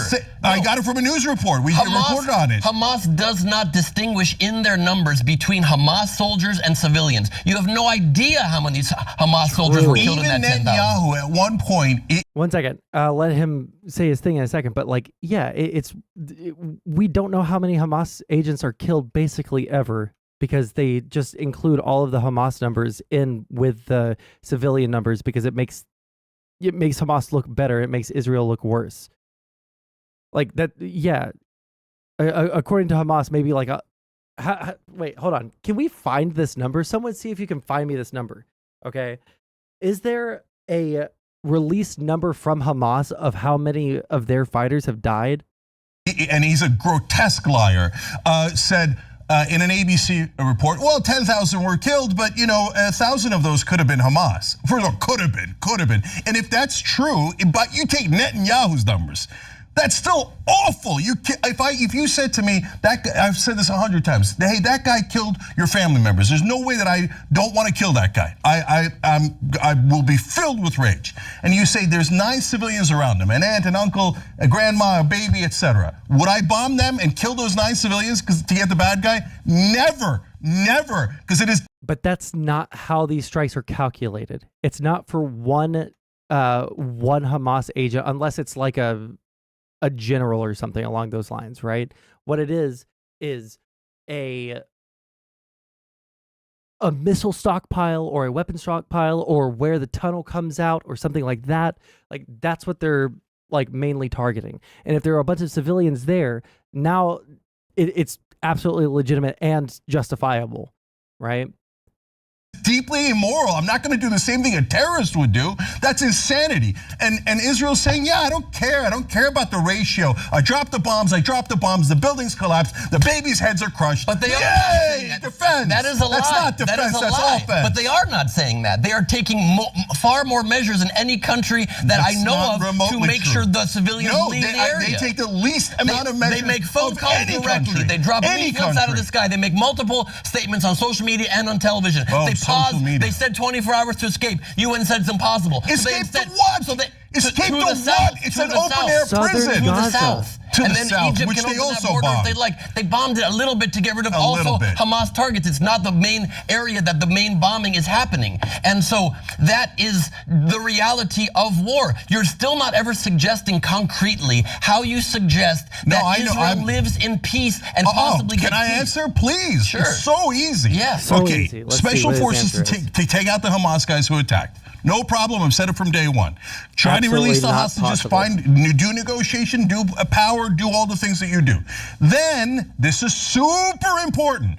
End the goddamn occupation. There isn't an occupation in Gaza. I'll say it to the damn don't be insane, Ben. There is a security and blockade of supplies. There is not an occupation. They voluntarily ended it in 2005 and removed forcibly their own Israeli citizens. Hey. How are you going to ask people to end an occupation that ended in 2005? And at least let's use words accurately. Because I've seen too many times on this network people saying genocide when it is not one. People saying occupation when it is not one. There is an occupation in the West Bank. I admit it because that's the definition and the words. But when the occupation ends, you say end the occupation. What are you asking for them to end it again? Should they go back in and then end it again? Is that the request? Ben, okay, if I come to your house and say, look, I'm not occupying your house, but I can cut the water and power anytime, and I could starve you, and I could make sure you don't even get any water, and if you disagree with me on anything, I could drop a bomb on your head. It's called a blockade. I'm not occupying. It's called a blockade. I'm not occupying. It's called a blockade. I can just murder you anytime I like, but I'm not occupying. But it's not the word. Okay, it's called so a blockade. Let's call it a prison. Yes. So Israel should stop imprisoning Palestinians in Gaza. And you know the big difference, though, is that when you have prisons, the the people that run the prisons don't offer freedom to all of the people 6 different times, and they reject it when they get 85 to 97% of their requests. I've seen you shake off in interviews your head about saying they've been offered peace. You go like this, you go, no, no, no. But they have been offered peace many times. So shouldn't they accept that? What is your plan? Why aren't you telling Hamas right now, release the goddamn hostages, accept peace, make a peace agreement, put on paper, put your money where your mouth is, and offer a solution. Don't just keep demonizing Israel and not offering a way to solve the goddamn problem, because that goes on forever. This guy's based. So 2 things about that, Ben. Number one, mission accomplished. Hamas, do a ceasefire, never attack Israel, recognize their right to exist, release the hostages. Obviously. And by the way, here, hold on. I'll make it even more concrete. Hamas, stop being goddamn idiots. You're destroying the Palestinian cause as well as being immoral. Will you kill those innocent Israeli civilians? Now 10 times as many Palestinians have been killed. Are you happy? Was that mission accomplished? It is profoundly stupid. And it's easy for Hamas leaders to do that as they sit comfortably in Qatar. It's not stupid. They know exactly what they're doing. They know exactly what they're doing. They know what they're doing when they're putting missiles underneath people's fucking apartment blocks. They know what they're doing when they're putting fucking, tunnels that lead into hospitals. They know exactly what they're doing. That's the problem. They know what they're doing, and they're continuing to do it because it's effective for what they're trying to accomplish. That is why Hamas does what it does. It is effective for what they're trying to accomplish. They want to make Israel look really bad on the world stage. They've got that. All right. They want to make, they want to stall peace agreements or normalization of relations between Saudi Arabia and Israel. They put that on pause. They are achieving what they want because of the tactics that they use. Right. And they condemn their own civilians to death. Ben, being against a terrorist is obvious, okay? But having a plan to defeat them is much harder. And that's the whole Ben, point. you have to stop imprisoning them. Look, Ben, if people come over, let's say they take, name any place. Also, the problem is that, yes, they should obviously stop what they're doing in Gaza, right? Like the blockade of food and water and materials into Gaza, like that should stop, but it can't stop until Hamas is gone. It cannot stop until Hamas is gone. Why is that? Because Hamas literally makes it impossible for these things to stay to stay peaceful, to stay neutral, all of that shit. Like they make it impossible. How? Because they are actively using all of the like possible steps forward that Israel and the Palestinian Authority might have been able to get through, or even Fatah. Like they take the concrete that was going into Gaza to rebuild, and they make long fucking tunnels so that they can move missiles around. They don't want to negotiate for land. They don't want to negotiate for an end to the blockade. What they want, and I'll say it a million times, is to continue the struggle into perpetuity so that they will eventually achieve a one-state solution where Palestinians are the leaders of the fucking country. And because it's Hamas, probably kill all the Jews along the way. Like, let's be honest. Like, that's what Hamas wants. And all of their actions have shown it. All of their objectives have shown it. How do you negotiate with someone like that, who takes every bit of the negotiations and forward progress that you make with them, and then completely jettison it for what? More missiles, more... Fuck my life. I was almost at the end. They take New Jersey, they take Texas, and they say, okay, now you're in an open air prison and none of you have any goddamn rights, and we get to put our boot on your neck, and now you are servants. You're subhuman. Now you sit there, Texas, and take it. And if any of you ever fight back, you're all goddamn terrorists in Texas. What do you think Texas would do? Texas would blow up, those Texas citizens would blow up every goddamn occupier, and you know it. They would murder every occupier, and you know it. How much patience can the Palestinians have? They're sitting there in the way. No, I live in Texas. They would attack the military installations, easy. Like they wouldn't kill every man, woman, and child that they fucking saw. It's a stupid, simplistic way to talk about the conflict, obviously, but like, let's not get it twisted. The people in Texas, they just wouldn't do what he's saying that they would do. Pause. West Bank doing nothing. They've been perfectly peaceful. And what did they get for the peace, man? What did they get for the peace? All they got was occupation. 56 years of occupation. They've been offered peace 6 times. So when you keep somebody in a prison, as you say, what do you mean? This is what I've referenced my conversation with my older brother a couple of times. This is what our conversation was like. Except I was way calmer than the other guy. My brother was hulking out like fucking Jank right here about the exact same thing. My ass, they have not been? Yes, they were I will not explain. I will explain. I will 37, explain. 48, 67, 2000, 2008. They weren't offered their own state, and they said no. So yes, if murderers and terrorists are going to keep killing you, and you keep saying, "Here, I'm giving you what you want. I'm giving you most of what you want," and you keep saying, "No." Nobody on earth, yourself included, would also allow themselves to keep being killed by them. Okay, so number one, 1937. At that point, Israel doesn't even exist. A bunch of people come over to Palestine and go, "Now, you guys, this is your land, but we're planning to take half of it. So why don't you just give us half? And move out of your freaking houses. We own that land now." Oh, you didn't take it. Happened. Well, what a bunch of bad guys. I was going to take your goddamn land, and I was going to make you march, and then maybe die. Oh, you didn't take what generous offer that I gave you? 1948, I'm going to take half your land. Give me your land. You can stay. You get the hell out of here. I'm more important than you. Oh, you don't own your land anymore. Well, you didn't take it? Why didn't you take it? What a lovely deal I gave you, where I only steal half your land.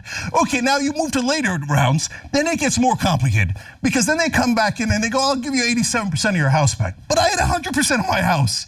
And by the way, you're not even giving me the 50% you already took. You're giving me 87% of the other 50%. So there's no solution Okay, forever. hold on. But at the same time, well, do I wish 87%, 83, 97, whatever the goddamn number was that both sides took it? Yes, I wish they both took it. And I wish Israel made a better offer, and I wish the Palestinians took a bad offer. So that's the solution then? Yes, exactly. Right. But at this point, both Obama and Trump have said Netanyahu doesn't want peace. He hasn't offered peace. He doesn't want peace. He wants permanent occupation. So for God's sake, fire Netanyahu. If it's a democracy, fire him. Because if you don't fire him, you're saying, "Yeah, I like what he's doing.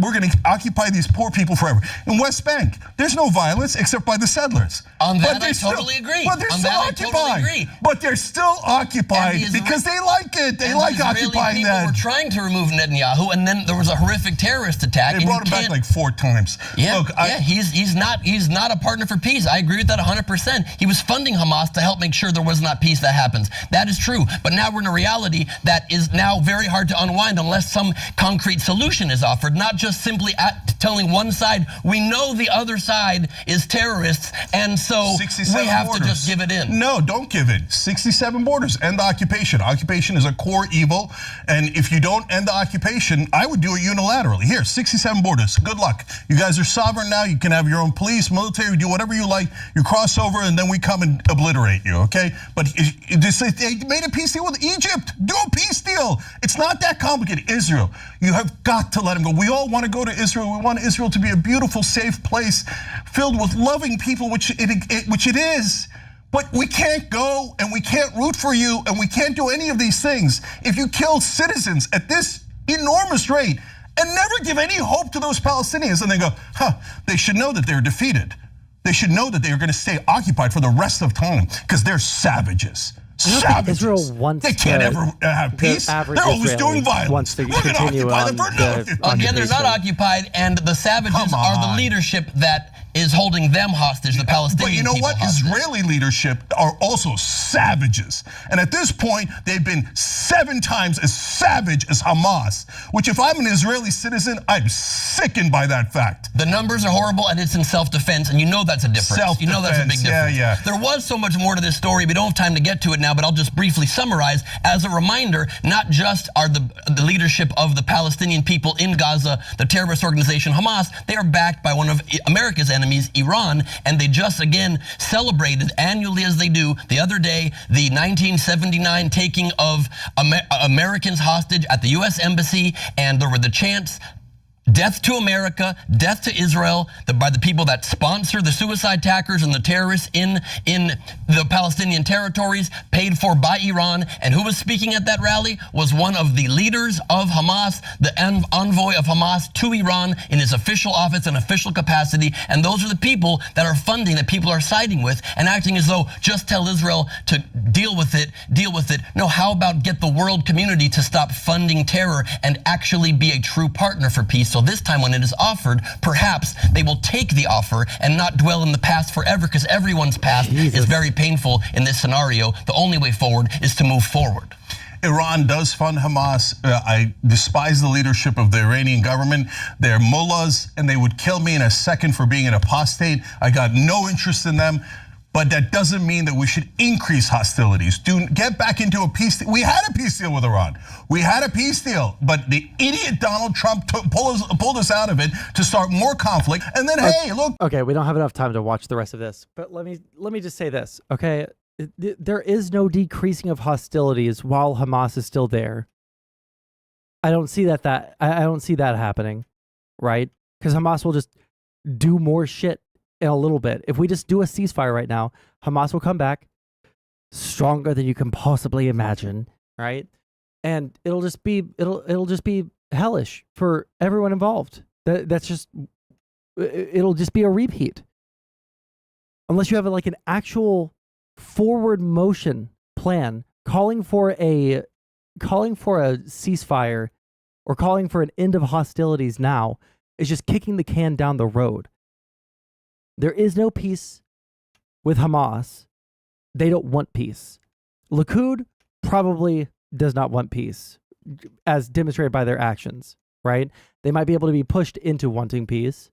Hamas can't be. But Hamas has to go. The Likud party probably has to go.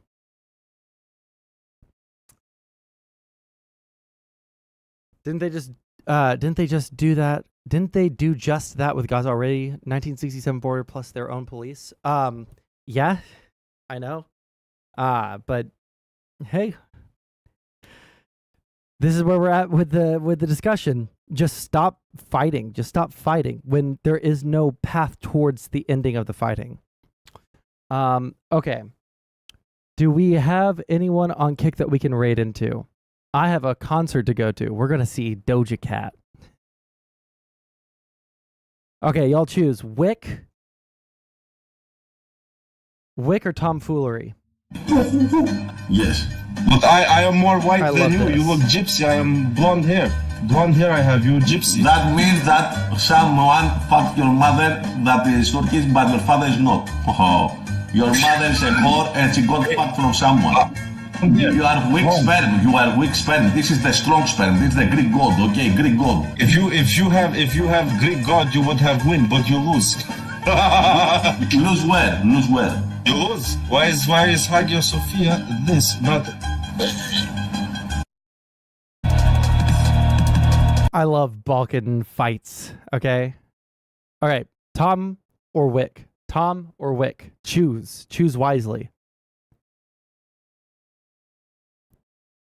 If I don't get someone choosing within 30 seconds, I'm choosing for you.